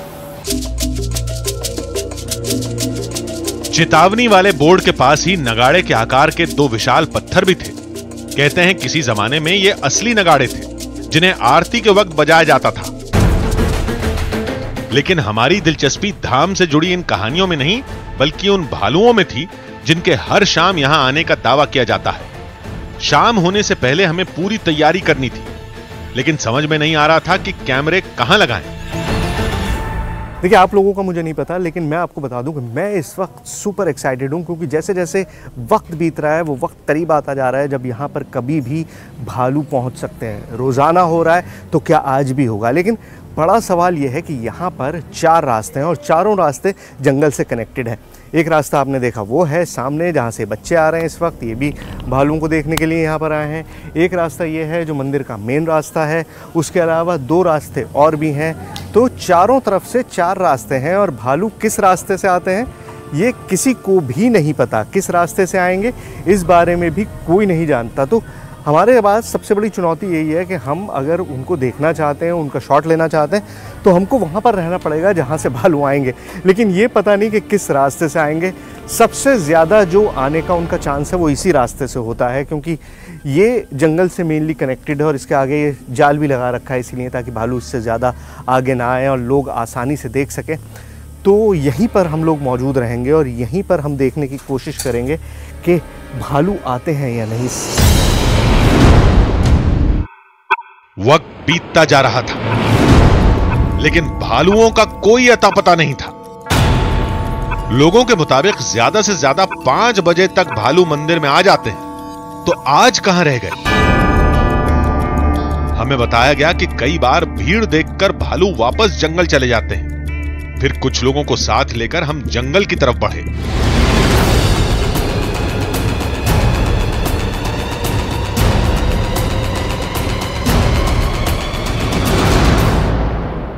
पिछले कई घंटे से हम थे और मैंने आपको दिखाया था कि वहाँ पे लिखा हुआ है कि 4 बजे के बाद भालू आना शुरू हो जाते हैं। भालू अमूमन आ जाते हैं 4 बजे के बाद से आने लगते हैं, लेकिन अभी वक्त मैं आपको दिखाऊं तो 6 बजने वाला है। 5:45 is the time right now, 5:45। भालू नहीं आया। पराग पिछले कई सालों से यहाँ पर आते हैं, शौक़ है भालुओं से बहुत ज़्यादा, इनकी दोस्ती है। आपकी दोस्ती है? हाँ सर। अच्छा, तो इनका ये कहना है कि इन्हीं पहाड़ों की कंदराओं में भालू छुपे हुए हैं, तो ये हमको वहाँ ले जाकर दिखाने की कोशिश कर रहे हैं और ये जानने की कोशिश कर रहे हैं कि अगर आज भालू नहीं आए हैं तो उसके पीछे क्या वजह है, क्योंकि रोज़ाना आते हैं। हाँ जी सर। रोज़ाना आते हैं? हाँ सर। अच्छा, तो आज क्यों नहीं आए होंगे? आज देखते हैं सर, बारिश होता है ना सर, तो कभी कभी नहीं आते हैं। हाँ। बारिश होती है तो नहीं आते हैं। बारिश का थोड़ा मौसम यहाँ पे बना हुआ था पिछले 2 दिन से, अभी इस वक्त बारिश नहीं है, तो वहीं गुफाओं में हम जाने की कोशिश कर रहे हैं। हाँ सर। चलिए।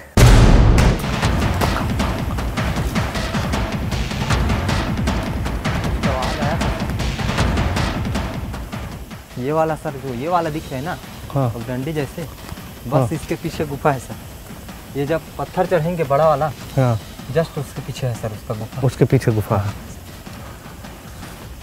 तुम्हें आवाज़ आ रही है? सर थोड़ा सा आवाज़ आया सर, देखते हैं फिर क्या चीज़ है करके।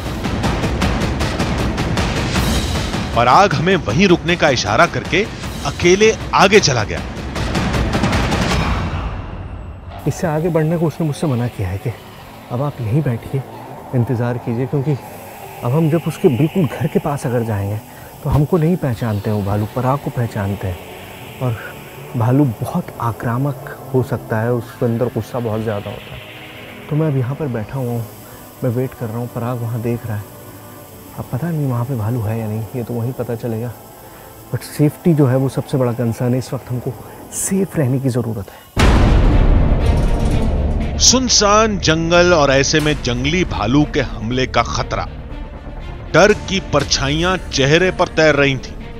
खतरा किसी भी पल, किसी भी दिशा से आ सकता था।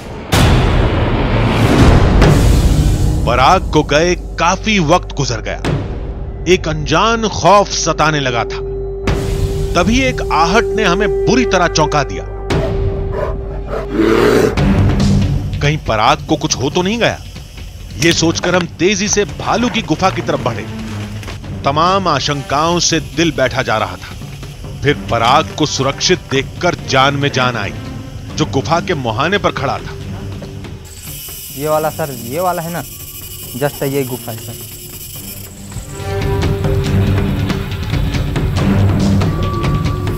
यहाँ पर अंदर उन भालुओं की गुफा, अब ये कोई ऐसी गुफा नहीं है जिसमें छतवत हो। 2 पत्थरों के बीच में एक स्पेस है जहाँ पे वो आसानी से रह सकते हैं, बारिश धूप से बच सकते हैं। तो उस तरह का इंतज़ाम है। अब इससे आगे जाना मेरे लिए तो ख़तरनाक होगा। आप जाइए और पराग से समझिए कि कहाँ है। पराग ने गुफा में झांक कर देखा, लेकिन भालू वहां नहीं था। शायद कुछ देर पहले वो इसी गुफा में था, क्योंकि हमने आवाज सुनी थी। पूरी कोशिश कर ली, उस आखिरी पॉइंट तक आपको ले आए जहाँ पर भालुओं का डेरा है। और यहाँ पर अगर भालू होते तो आपको दिखाई दे जाते, लेकिन इस वक्त भालू है नहीं। सवाल ये है कि अब ये तो हमने इस्टेब्लिश कर लिया कि भालू इस मंदिर के आसपास की पहाड़ियों में रहते हैं, यहाँ पर मौजूद हैं। तो आसपास रहते हैं तो जाहिर है खाना भी आसपास ही तलाशेंगे, लेकिन उसी मंदिर में क्यों तलाशते हैं और क्या हमारे सामने वो उस मंदिर में आएंगे? ये बड़ा सवाल है जो हम आज नहीं कल अब इसके बारे में पता कर पाएंगे।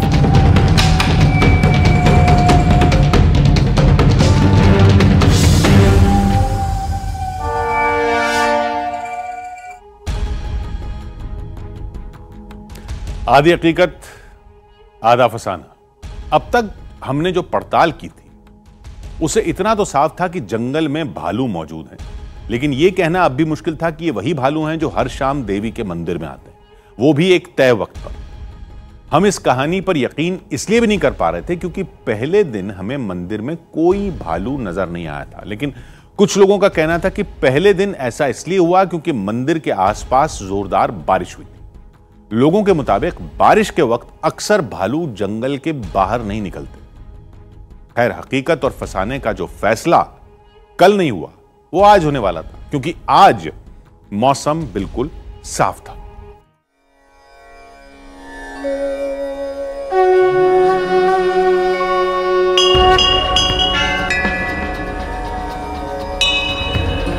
पहले दिन दावे के मुताबिक मंदिर में भालू नहीं आया, तो दूसरे दिन हमें कुछ ऐसे लोगों की तलाश थी जो धाम में भालू के आने के गवाह हों, जिन्होंने अपनी आंखों से उस चमत्कार को देखा हो।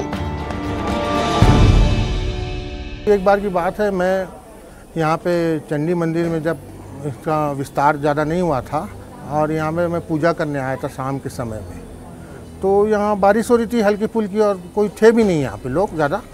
तो मैं बोला कि चलो आरती करके जाता हूँ मैं, तो मैं अपना आरती करने लगा और इस बीच में आके देखता हूँ तो सामने में भालू जो है मेरे बाजू में आके बैठा है और मैं घबरा गया। मैं जैसे तैसे पूजा निपटाया, उसके बाद वो आरती की थाली भालू के सामने रख दिया, भालू प्रसाद ग्रहण किया और चुपचाप चले गए और वो कुछ भी नहीं किया। तो इसे क्या चमत्कार की तरह देखते हैं? बिल्कुल चमत्कार। फिर हमें एक ऐसे शख्स के बारे में बताया गया जिसके पास कुछ ऐसी तस्वीरें हैं जो हमारे हर सवाल का जवाब दे सकती हैं। क्या हाल है भाई? क्या नाम है आपका? किशन। अच्छा किशन, यही मंदिर में फोटो खींचते हैं आप? हाँ भैया। अच्छा, तो भालू आते हैं उनके भी खींचते होगे? हाँ भैया, खींचता हूँ रोज। अब क्या है ना भैया, 5 भालू है यहाँ पर। हाँ। छोटा छोटा बच्चा लेके आता है, हाँ। शरारती कहते रहते हैं। हाँ। वीडियो लेने में भी मजा आता है भैया। अच्छा, तो रोजाना आते हैं? रोजाना आते हैं भैया, महीने में 1 बार 2 बार ऐसे आड़ हो जाता है, कभी कभी नहीं आता। हाँ, वरना हमेशा आता है। वरना हमेशा आता है। तो दिखाओ कुछ वीडियोस वगैरह हमको। हाँ, किधर है? कंप्यूटर। आओ।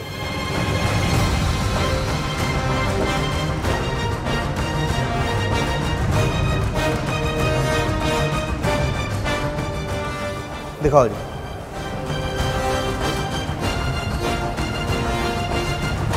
कमाल की वीडियो है। बच्चे हैं, उनकी माँ है और मंदिर में इस तरह से खेल रहे हैं जैसे जंगल में हो। देखिए,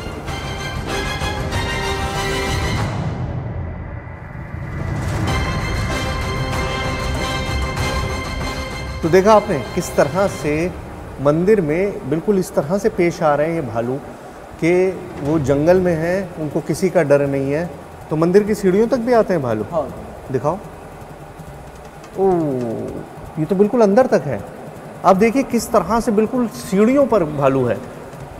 तो देखा आपने, मतलब दिन के वक्त में ये भालू मंदिर की सीढ़ियों पर मौजूद है, मतलब बिल्कुल अंदर गर्भगृह तक के पास ये भालू मौजूद है। किसी इंसान का डर नहीं है। खिलाते हैं लोग भालुओं को? हाँ। काटते वाटते नहीं है? नहीं। दिखाओ। आप ये देखिए, प्रांगण में भालुओं को भालू हाथ से खा रहे हैं इंसानों के। देखिए, आप वीडियो देखिए। ये सारी फुटेज इंटरनेट की नहीं थी, इसे मंदिर में ही लाइव रिकॉर्ड किया गया था, जिसे मंदिर प्रशासन ने संभाल कर रखा है। तभी इन तस्वीरों में हमें एक ऐसा शख्स दिखा जो भालुओं के साथ एक बच्चे की तरह खेल रहा था। मालूम चला कि लोग इसे बेयर मैन के नाम से पुकारते हैं। भालू इसके हर इशारे को समझते हैं, उसकी उंगलियों पर नाचते हैं। हमसे कहा गया कि भालू देखना है तो उस बेयर मैन को अपने साथ रखिए, जो इस वक्त भालुओं की गुफा के आसपास ही कहीं मिलेगा। जब से मैं आया हूं तब से एक आदमी का जिक्र हो रहा है कि वो बियर मैन है, बियर मैन है। भालू और उनका ताल्लुक है इतने सालों से कि वो जैसे चाहते हैं उन भालुओं को चला देते हैं। और यकीन नहीं हो रहा था तो लोगों ने वीडियो भी दिखाई, तो काफ़ी वक्त से तलाश रहे हैं और यहीं बताया था। देखिए वो रे शायद। आइए सर, नमस्कार। क्या हाल है सर? सब बढ़िया भैया। और बताइए। बस बढ़िया। मुझे बताया कि भालुओं के बारे में इस मंदिर में अगर कोई जानता है तो आप ही सबसे बेहतर आदमी हैं। हाँ, लेकिन यहाँ क्या है, मैं बहुत दिनों से हूँ, करीबन 5 से 7 साल हो गए।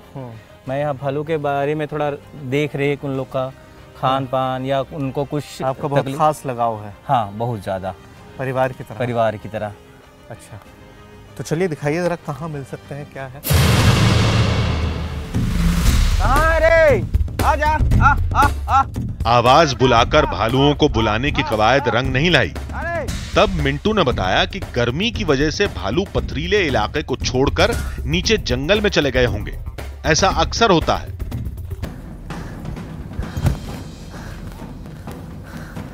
Still trying. मिंटू अभी भी आवाज लगाकर बुलाने की कोशिश कर रहा। हो सकता है वो आसपास यहीं किसी जंगल में हो। तलाश करते करते काफी देर हो गई। जंगल में अंधेरा छाने लगा, लेकिन वो भालू हमें कहीं नहीं मिला। हम थक हार कर मंदिर लौट आए, जहां आरती शुरू हो चुकी थी।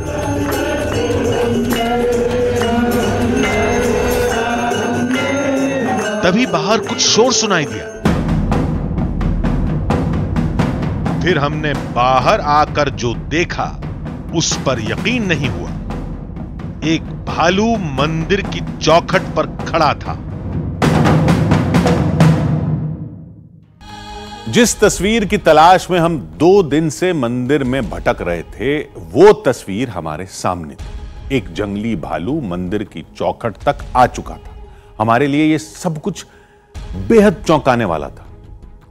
ऐसी तस्वीर से हमारा पहले कभी सामना नहीं हुआ था। हमारी टीम थोड़ी डरी सहमी सी मंदिर के गलियारे में ही मौजूद थी और आगे क्या होने वाला है इस पर हमारी दिलचस्पी बढ़ती जा रही थी। अब यह देखना बाकी था कि आखिर वो जंगली भालू मंदिर में करता क्या है, देवी की आरती में कैसे शामिल होता है और मंदिर में आने वाला ये इकलौता भालू है या कुछ ही देर में एक और झुंड आने वाला है।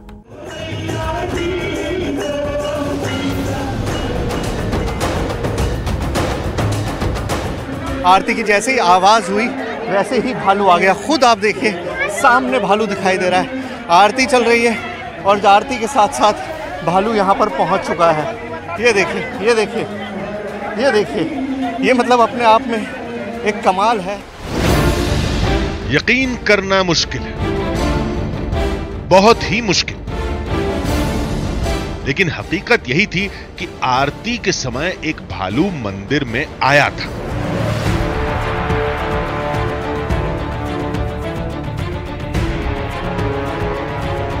इतना शॉकिंग इंसिडेंट है, मैं बताऊं यहाँ पर खड़े होकर मुझे खुद बहुत अजीब लग रहा है कि आखिर ये हो क्या रहा है। लेकिन ये वाकई में एक इतना कमाल है जिसे देखकर आपको लगेगा कि ये बेहद खतरनाक एक जंगली जानवर जो इस तरह से चला जा रहा है जैसे न जाने यहाँ पर क्या हो रहा है।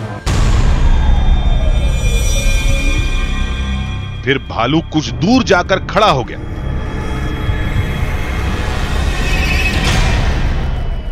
मुझे इतना डर लग रहा है इस वक्त यहाँ पर ये करना, लेकिन क्या मैं इसको पिला पाऊंगा, मैं ये सोच रहा हूँ। ये देखिए, ये कोशिश है, ये अपने आप में एक चमत्कार से कम नहीं है कि एक जंगली भालू इंसान से इस तरह से माजा पी रहा है।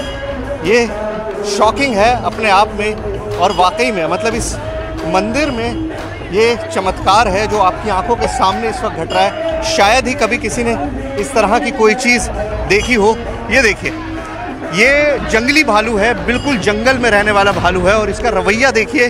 और ये इस मंदिर का चमत्कार है, इस मंदिर की कृपा है, इस मंदिर की महिमा है। जैसा लोग कहते हैं कि ये आरती का घंटी बजी, हम लोगों को पता भी नहीं था, हमने भालू को दूर जाते हुए देखा और ये भालू यहाँ पर पहुँच गया। ये वाकई में कमाल है अपने आप में। भालू पलट कर जाने लगा, लेकिन मिंटू की आवाज सुनकर रुक गया।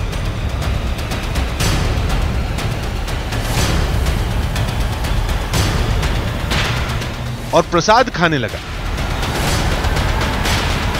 आरती की आवाज़ के साथ ही लोगों की इतनी भीड़ है, उसके बावजूद भी एक जंगली जानवर का इस मंदिर में आना ये अपने आप में कमाल है, क्योंकि एक इम्पॉसिबल सी चीज़ है कि इतने लोगों के बीच में एक जंगली जानवर जंगल से निकलकर यहाँ पर आएगा, और वो भी तब जब आरती चल रही है। मतलब सबसे ज़्यादा म्यूज़िक यहाँ पे बज रहा है, सबसे ज़्यादा शोर हो रहा है, और उस वक्त में ये भालू यहाँ पर आया है। ये अपने आप में कमाल है। मतलब मेरे लिए इस तरह की शायद कोई भी चीज़ एक्सपीरियंस नहीं मैंने की थी, और दुनिया में शायद ही कोई दूसरी जगह हो जहाँ पर जंगल से निकलकर आरती की आवाज़ में जैसे ही घंटी बजनी शुरू हुई मंदिर की, वैसे ही ये भालू यहाँ पर पहुँच गया। ये कमाल है, क्योंकि मैं इसके पीछे जंगल तक गया था, दूसरे जंगल की तरफ जाता हुआ दिखाई दिया था। ये उम्मीद ही नहीं थी कि भालू यहाँ पर पहुँचेगा, लेकिन ये अपने आप में कमाल है। ये चमत्कार था या कुछ और, लेकिन जो भी था आंखों के सामने था।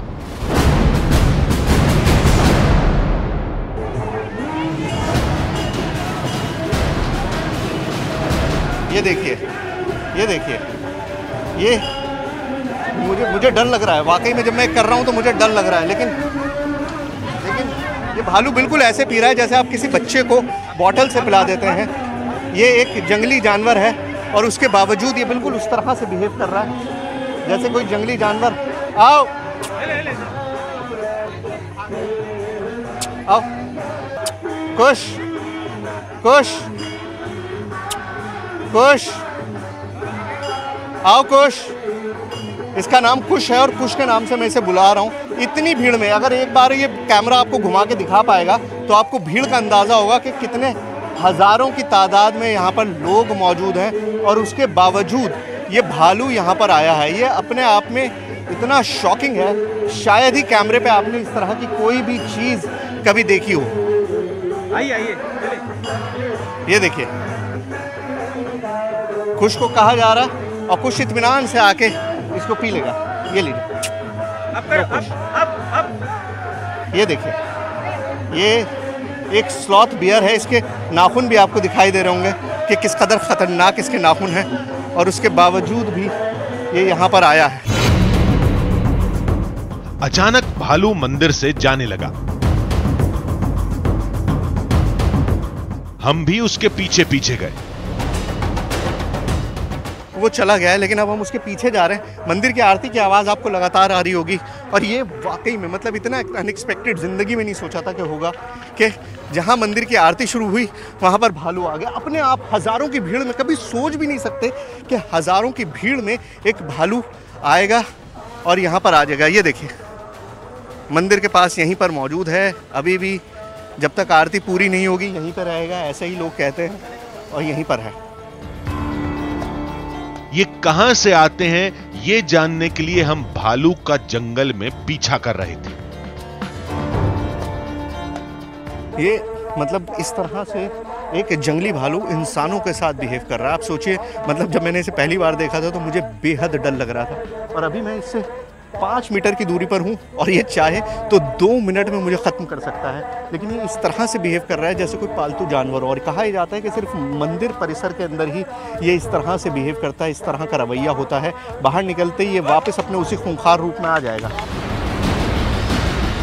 किसी भी जंगली जानवर के साथ इस तरह मत करिएगा, ये सिर्फ इसी मंदिर में मुमकिन है।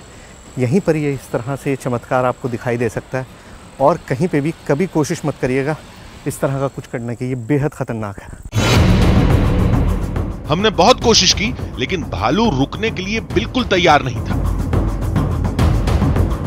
जूस ख़त्म हो गया, प्रसाद पूरा मिल गया, और वो दूर चला गया है। वो जा रहा है, रात का वक्त है, 12 बज चुके हैं, और वो भी अब अपने घर जाना चाहता होगा, और ज़्यादा देर रोकना इसको ठीक नहीं है।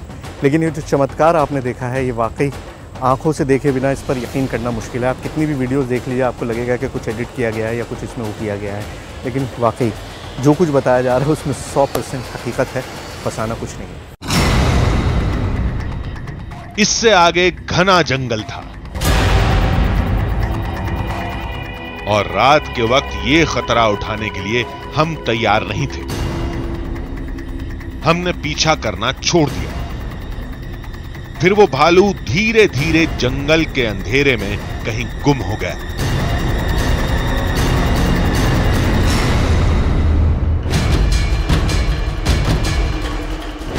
लेकिन जाते जाते वो भालू हमारे सामने एक बड़ा सवाल छोड़ गया। वो इस धाम में क्यों आया था? क्या ये वाकई देवी का चमत्कार था, या पेट की भूख उसे यहां खींच कर लाई थी? अब इस धाम में तो इसे सभी चमत्कार ही बता रहे थे। तब हम इस सवाल का जवाब तलाशने दिल्ली में वाइल्ड लाइफ एक्सपर्ट के पास पहुंचे, जिन्होंने किसी चमत्कार की बात को नहीं माना। एक्सपर्ट ने बताया कि भालुओं को मिठाई जैसी बाहरी चीजें खिलाना खतरनाक भी हो सकता है। इंसान भी एक जानवर है, लेकिन ये 2 पांव का जानवर सबसे खतरनाक होता है। तो उसको वो अपने पास किसी ऐसे जानवर को क्यों बुला रहा है जो बिल्कुल निरीह है, बहुत सुंदर है, जिसको नेचर ने बोला कि तू टर्माइट खा, फ्रूट खा। उसको अगर लड्डू खिला रहे हो तो उसके बॉडी के अंदर बहुत सारे केमिकल चेंजेस होंगे जो उसके पूरे लाइफ स्टाइल को चेंज करेगा, इवन ब्रीडिंग पैटर्न को इफेक्ट करेगा। जो न्यूट्रिशन लेवल उसको बेर से मिलता है, जो उसका component what you call white and देता है, वो मिठाई तो नहीं देगा कभी। एक्सपर्ट के मुताबिक भालुओं के केवल उसी धाम में आने की वजह वहां मिलने वाला ज्यादा खाना हो सकता है। लेकिन इन सारे तर्कों के बावजूद एक हकीकत यह भी है कि धाम में शाम के वक्त भालू आते हैं, और लोग इसे देवी के चमत्कार से जोड़कर देखते हैं। हमारा फर्ज था कि हम उस दावे से जुड़ी सारी तस्वीरों को दिखाएं और उसके सारे पक्षों को आपके सामने लाएं, और हमने वही किया। अब धाम में भालू के आने की वजह चमत्कार है, या भोजन की जरूरत, या फिर कोई संयोग, इसका फैसला हम आप पर छोड़ते हैं।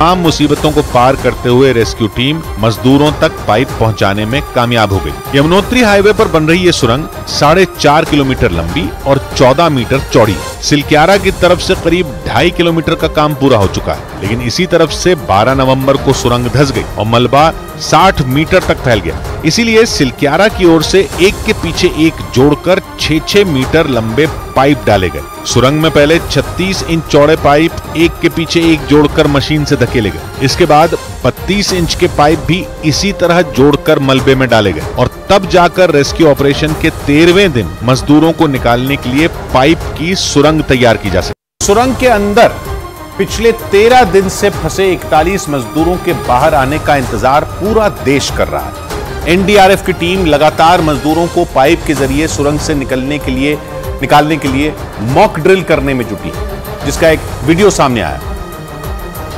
और उस वीडियो में एनडीआरएफ के 2 जवान रस्सी की मदद से पाइप के अंदर से एक दूसरे जवान को स्ट्रेचर पर खींचते नजर आए। इस मॉक ड्रिल के जरिए ये जानने की कोशिश की गई कि जब स्ट्रेचर से मजदूरों को बाहर निकाला जाएगा तो उन्हें किस तरह की परेशानी हो सकती है। इसका जो वीडियो सामने आया उसमें एक जवान को पाइप के अंदर भेजा गया। पाइप से एनडीआरएफ के उस जवान को निकालने के लिए पहिए लगे स्ट्रेचर का इस्तेमाल किया गया। इसके लिए स्ट्रेचर के अगले हिस्से से एक रस्सी बांधी गई, जबकि स्ट्रेचर पर वो जवान पेट के बल लेट गया। फिर टनल के बाहर मौजूद एनडीआरएफ के जवानों ने उसे रस्सी के सहारे बाहर खींच लिया। स्ट्रेचर में पहिए लगे होने की वजह से वो तेजी से बाहर आता दिखा। बाहर आने के बाद उस जवान ने यह बताया कि अंदर सांस लेने में उसे कोई दिक्कत नहीं हुई और स्ट्रेचर के जरिए वो आसानी से बाहर आ गया।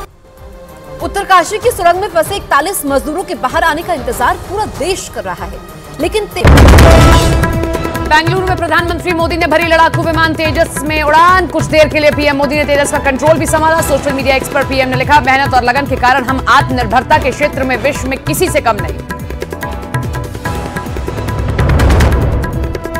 राजस्थान की 199 विधानसभा सीटों पर हुई बंपर वोटिंग। 72.57% मतदान ने तोड़े कई रिकॉर्ड। जोधपुर में सीएम अशोक गहलोत ने वोट डाला। वसुंधरा राजे ने झालावाड़ और जयपुर में कांग्रेस नेता सचिन पायलट ने किया मतदान। पीएम मोदी ने कांग्रेस पर लगाया पिछड़े वर्ग को धोखा देने का आरोप। तेलंगाना की रैली में कहा, जमानत पर बाहर टहल रहे कांग्रेस के नेता पिछड़े वर्ग को दे रहे हैं गाली।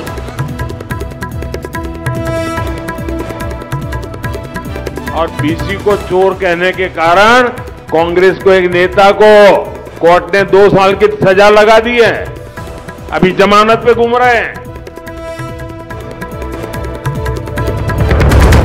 तेलंगाना में चुनाव प्रचार के लिए बीजेपी ने झोंकी पूरी ताकत। पीएम मोदी, गृह मंत्री अमित शाह, जेपी नड्डा, योगी आदित्यनाथ ने जमकर किया प्रचार। कल भी बीजेपी के दिग्गज करेंगे प्रचार।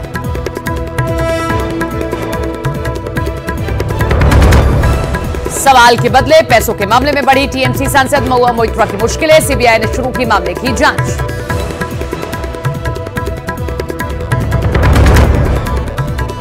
बीजेपी ने चुनाव आयोग से की राहुल गांधी के सोशल मीडिया अकाउंट एक्स को सस्पेंड करने की मांग। राहुल गांधी ने अपने एक्स अकाउंट पर लिखे थे चुनावी वादे।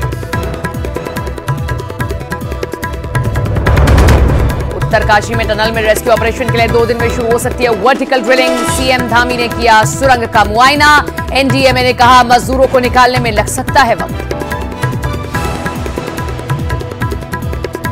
At the moment the auger is being removed, then this manual effort will start on the horizontal side. And about the vertical drilling? Vertical drilling will perhaps start in about 48 hours.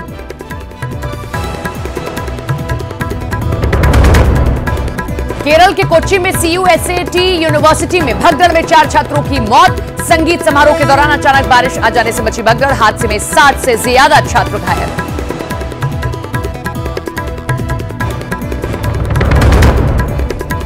UP के प्रयागराज में bus conductor पर chopper से जानलेवा हमला। मुठभेड़ में police ने आरोपी लारे भाष्मी को पकड़ा। एनकाउंटर में आरोपी के पैर में लगी गोली।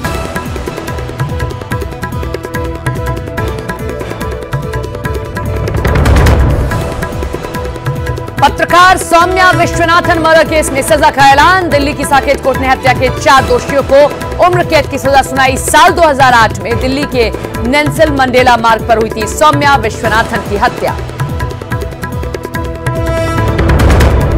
पंजाबी सिंगर गिप्पी ग्रेवाल के घर पर कनाडा में फायरिंग। लॉरेंस बिश्नोई गैंग ने ली फायरिंग की जिम्मेदारी। सोशल मीडिया पोस्ट के जरिए सलमान खान को भी दी खुली धमकी। महाकोश, कच्ची घानी सरसों तेल और रिफाइंड सोयाबीन ऑयल चुनो सही। बाद भी उन्हें बाहर लाने का रास्ता नहीं बन पाया, क्योंकि सिलक्यारा सुरंग के अंदर मलबा हटाने में लगी ऑगर मशीन एक बार फिर से बंद पड़ गई। और अब उस ऑगर मशीन को ठीक करने के लिए फिर से सुरंग से बाहर लाया गया है। इससे पहले भी ऑगर मशीन मलबा हटाने के समय रास्ते में लोहे के सरियों के टुकड़ों में फंस गई थी, जिसके बाद करीब 36 घंटे से ज्यादा का समय लगा था सुरंग के अंदर दोबारा ड्रिलिंग शुरू करने में। लेकिन दोबारा खुदाई शुरू होने के कुछ घंटों बाद ही बताया गया कि ड्रिलिंग कर रही ऑगर मशीन एक बार फिर से खराब हो गई। दोबारा ड्रिलिंग के समय 48 मीटर से आगे ऑगर मशीन सिर्फ 2 मीटर तक ही मलबा हटा पाई थी कि उसमें दोबारा खराबी आ गई, जिसके बाद एक बार फिर सुरंग में फंसे 41 मजदूरों को बाहर निकालने का काम बीच में ही रुक गया। रेस्क्यू ऑपरेशन में जुटे अधिकारियों ने दावा किया कि जल्द से जल्द मशीन को ठीक कर फिर से ड्रिलिंग की जाएगी। अंदाजा लगाया जा रहा है कि पहिए लगे स्ट्रेचर से मजदूरों को सुरक्षित निकालने में रेस्क्यू टीम को कोई दिक्कत नहीं होगी। खबर है कि पाइप के रास्ते सुरंग के अंदर दाखिल होने के लिए एनडीआरएफ की एक टीम पूरी तरह तैयार है और टनल के बाहर हर उस चीज का इंतजाम किया गया जिसकी जरूरत रेस्क्यू ऑपरेशन के दौरान पड़ेगी। रेस्क्यू ऑपरेशन में जुटे अधिकारियों के मुताबिक मजदूरों को निकालने के लिए एनडीआरएफ ने 15 लोगों की एक टीम बनाई। इस टीम में डॉक्टर भी शामिल हैं जो एनडीआरएफ के जवानों के साथ पाइप की बनाई सुरंग के रास्ते मजदूरों तक पहुंचेंगे। टीम के लोग अपने साथ हेलमेट, ऑक्सीजन सिलेंडर और गैस कटर भी सुरंग में ले जाएंगे। लेकिन ऐसा नहीं है कि बचाव दल के अंदर पहुंचने के फौरन बाद ही मजदूरों को निकालना शुरू कर दिया जाएगा। सबसे पहले डॉक्टर मजदूरों की जांच करेंगे, इसके बाद उन्हें मौसम और बाहर के हालात की जानकारी दी जाएगी और फिर टनल से सबसे पहले उन मजदूरों को निकालने का प्लान बनाया गया है जिनकी हालत ज्यादा खराब होगी। मतलब मजदूरों को रेस्क्यू करने में किसी तरह की कोई जल्दबाजी नहीं होगी। इसी वजह से ये बेंगलुरु में प्रधानमंत्री मोदी ने भरी लड़ाकू विमान तेजस में उड़ान। कुछ देर के लिए पीएम मोदी ने तेजस का कंट्रोल भी संभाला। सोशल मीडिया एक्स पर पीएम ने लिखा, मेहनत और लगन के कारण हम आत्मनिर्भरता के क्षेत्र में विश्व में किसी से कम नहीं। राजस्थान की 199 विधानसभा सीटों पर हुई बंपर वोटिंग। 72.57% मतदान ने तोड़े कई रिकॉर्ड। जोधपुर में सीएम अशोक गहलोत ने वोट डाला। वसुंधरा राजे ने झालावाड़ और जयपुर में कांग्रेस नेता सचिन पायलट ने किया मतदान। पीएम मोदी ने कांग्रेस पर लगाया पिछड़े वर्ग को धोखा देने का आरोप। तेलंगाना की रैली में कहा, जमानत पर बाहर टहल रहे कांग्रेस के नेता पिछड़े वर्ग को दे रहे हैं गाली।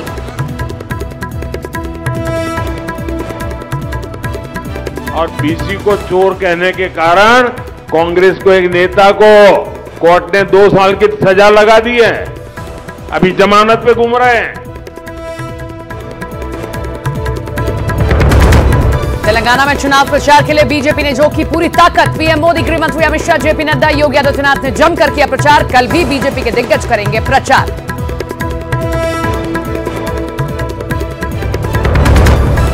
सवाल के बदले पैसों के मामले में बढ़ी टीएमसी सांसद महुआ मोइत्रा की मुश्किलें। सीबीआई ने शुरू की मामले की जांच।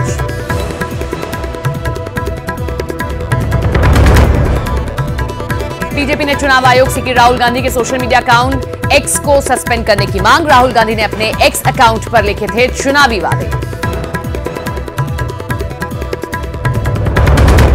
उत्तरकाशी में टनल में रेस्क्यू ऑपरेशन के लिए 2 दिन में शुरू हो सकती है वर्टिकल ड्रिलिंग। सीएम धामी ने किया सुरंग का मुआयना। एनडीएमए ने कहा, मजदूरों को निकालने में लग सकता है वक्त। At the moment the auger is being removed, then this manual effort will start on the horizontal side. And about the vertical drilling? Vertical drilling will perhaps start in about 48 hours.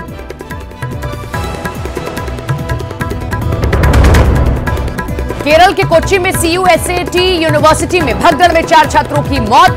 संगीत समारोह के दौरान अचानक बारिश आ जाने से मची भगदड़। हादसे में 60 से ज्यादा छात्र घायल।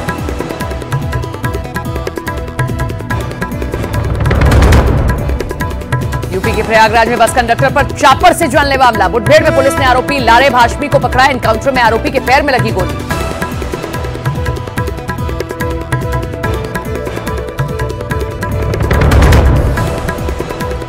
पत्रकार सौम्या विश्वनाथन मर्डर केस में सजा का ऐलान। दिल्ली की साकेत कोर्ट ने हत्या के 4 दोषियों को उम्र कैद की सजा सुनाई। साल 2008 में दिल्ली के नेल्सन मंडेला मार्ग पर हुई थी सौम्या विश्वनाथन की हत्या। पंजाबी सिंगर गिप्पी ग्रेवाल के घर पर कनाडा में फायरिंग। लॉरेंस बिश्नोई गैंग ने ली फायरिंग की जिम्मेदारी। सोशल मीडिया पोस्ट के जरिए सलमान खान को भी दी खुली धमकी। महाकोश, कच्ची घानी सरसों तेल और रिफाइंड सोयाबीन ऑयल, चुनो सही। रेस्क्यू टीम के अंदर जाने के बाद मजदूरों को बाहर आने में 3 से 4 घंटे का वक्त भी लग सकता है। 13 दिन से सुरंग में फंसे 41 मजदूरों को निकालने के लिए चलाए जा रहे इस रेस्क्यू ऑपरेशन में कई तरह की चुनौतियां सामने आई। कई बार मजदूरों तक पाइप की सुरंग बनाने के दौरान रेस्क्यू टीम को कई तरह की अड़चनों का सामना करना पड़ा और इसी वजह से लोगों की सांसें अटकी रहीं, क्योंकि ड्रिलिंग के दौरान कभी सरिया तो कभी पत्थर मजदूरों तक पहुंचने में बाधा बने रहे। यह हादसा 12 नवंबर को हुआ था।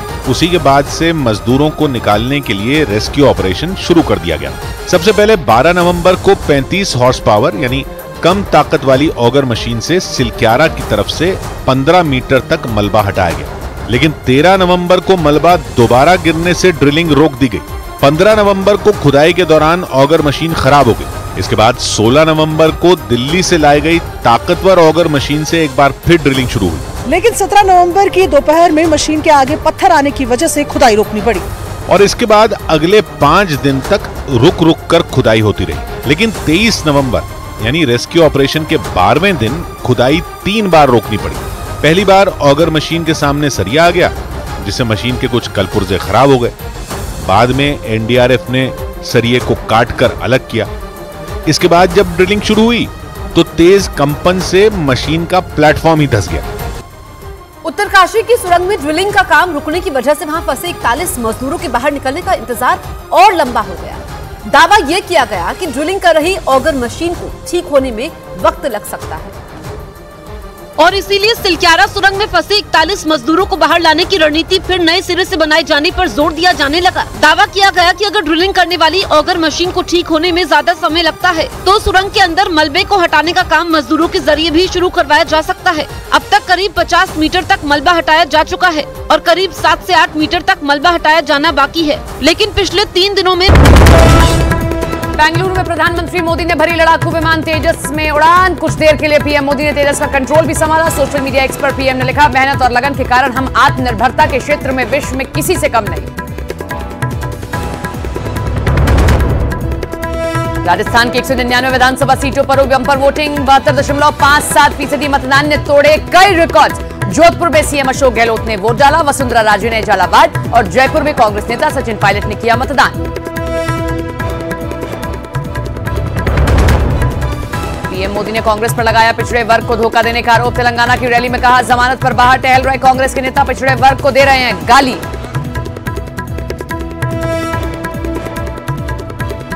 और बीसी को चोर कहने के कारण कांग्रेस को एक नेता को कोर्ट ने 2 साल की सजा लगा दी है, अभी जमानत पे घूम रहे हैं।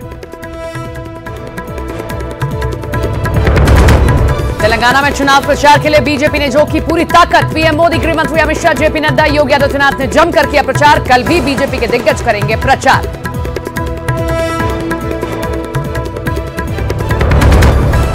सवाल के बदले पैसों के मामले में बढ़ी टीएमसी सांसद महुआ मोइत्रा की मुश्किलें। सीबीआई ने शुरू की मामले की जांच।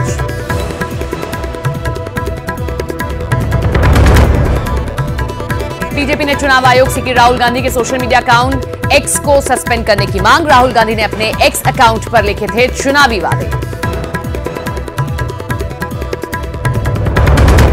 उत्तरकाशी में टनल में रेस्क्यू ऑपरेशन के लिए 2 दिन में शुरू हो सकती है वर्टिकल ड्रिलिंग। सीएम धामी ने किया सुरंग का मुआयना। एनडीएमए ने कहा, मजदूरों को निकालने में लग सकता है वक्त। At the moment the auger is being removed, then this manual effort will start on the horizontal side. And about the vertical drilling? Vertical drilling will perhaps start in about 48 hours.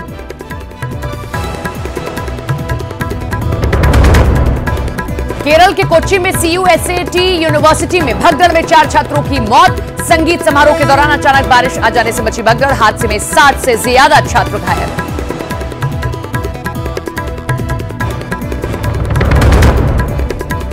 UP के प्रयागराज में bus conductor पर chopper से जानलेवा हमला। मुठभेड़ में police ने आरोपी लारे भाष्मी को पकड़ा। एनकाउंटर में आरोपी के पैर में लगी गोली।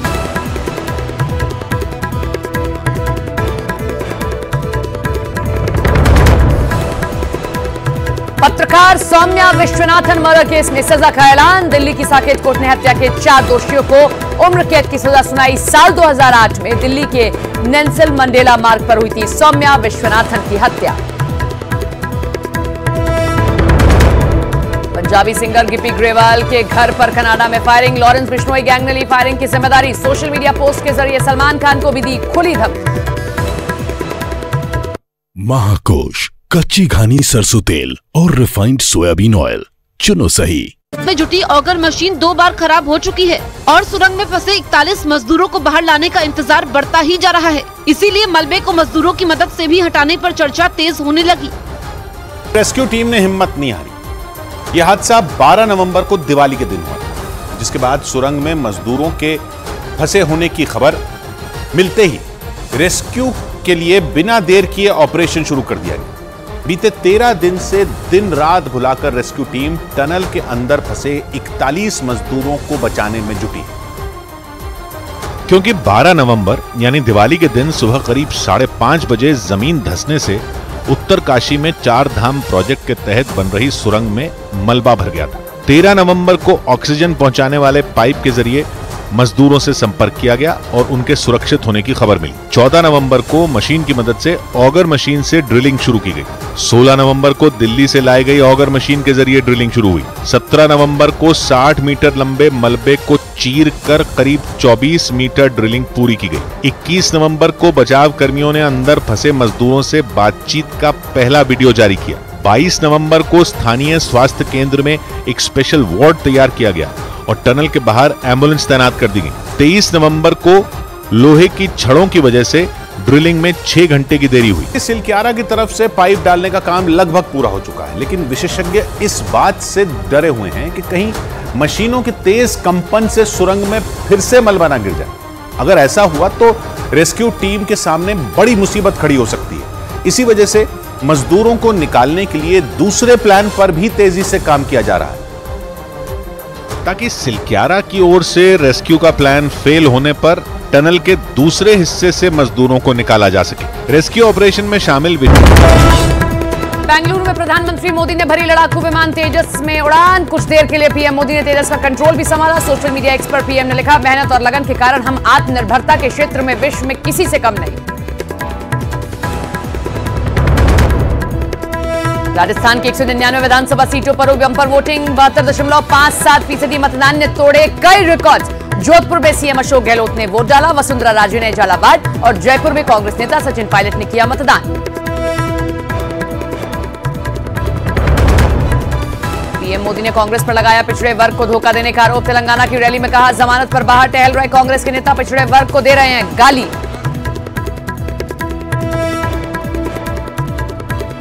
और बीसी को चोर कहने के कारण कांग्रेस को एक नेता को कोर्ट ने 2 साल की सजा लगा दी है, अभी जमानत पे घूम रहे हैं।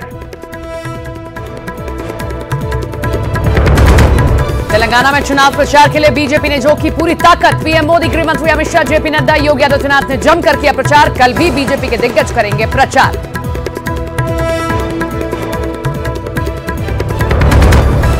सवाल के बदले पैसों के मामले में बढ़ी टीएमसी सांसद महुआ मोइत्रा की मुश्किलें। सीबीआई ने शुरू की मामले की जांच।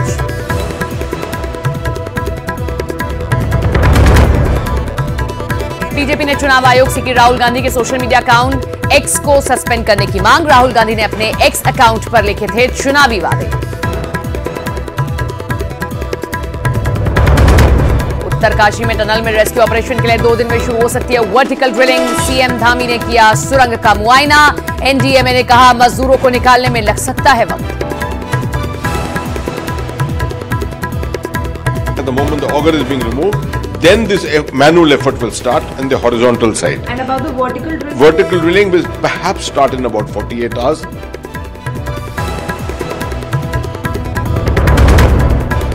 केरल के कोच्चि में CUSAT यूनिवर्सिटी में भगदड़ में 4 छात्रों की मौत। संगीत समारोह के दौरान अचानक बारिश आ जाने से मची भगदड़। हादसे में 60 से ज्यादा छात्र घायल।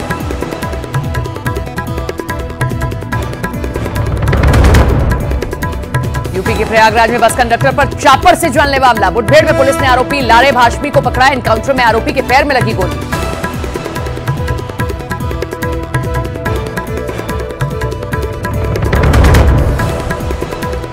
पत्रकार सौम्या विश्वनाथन मर्डर केस में सजा का ऐलान। दिल्ली की साकेत कोर्ट ने हत्या के 4 दोषियों को उम्र कैद की सजा सुनाई। साल 2008 में दिल्ली के नेल्सन मंडेला मार्ग पर हुई थी सौम्या विश्वनाथन की हत्या।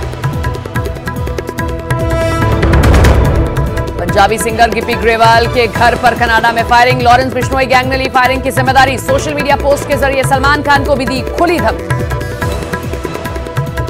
महाकोश कच्ची घानी सरसों तेल और रिफाइंड सोयाबीन ऑयल चुनो सही।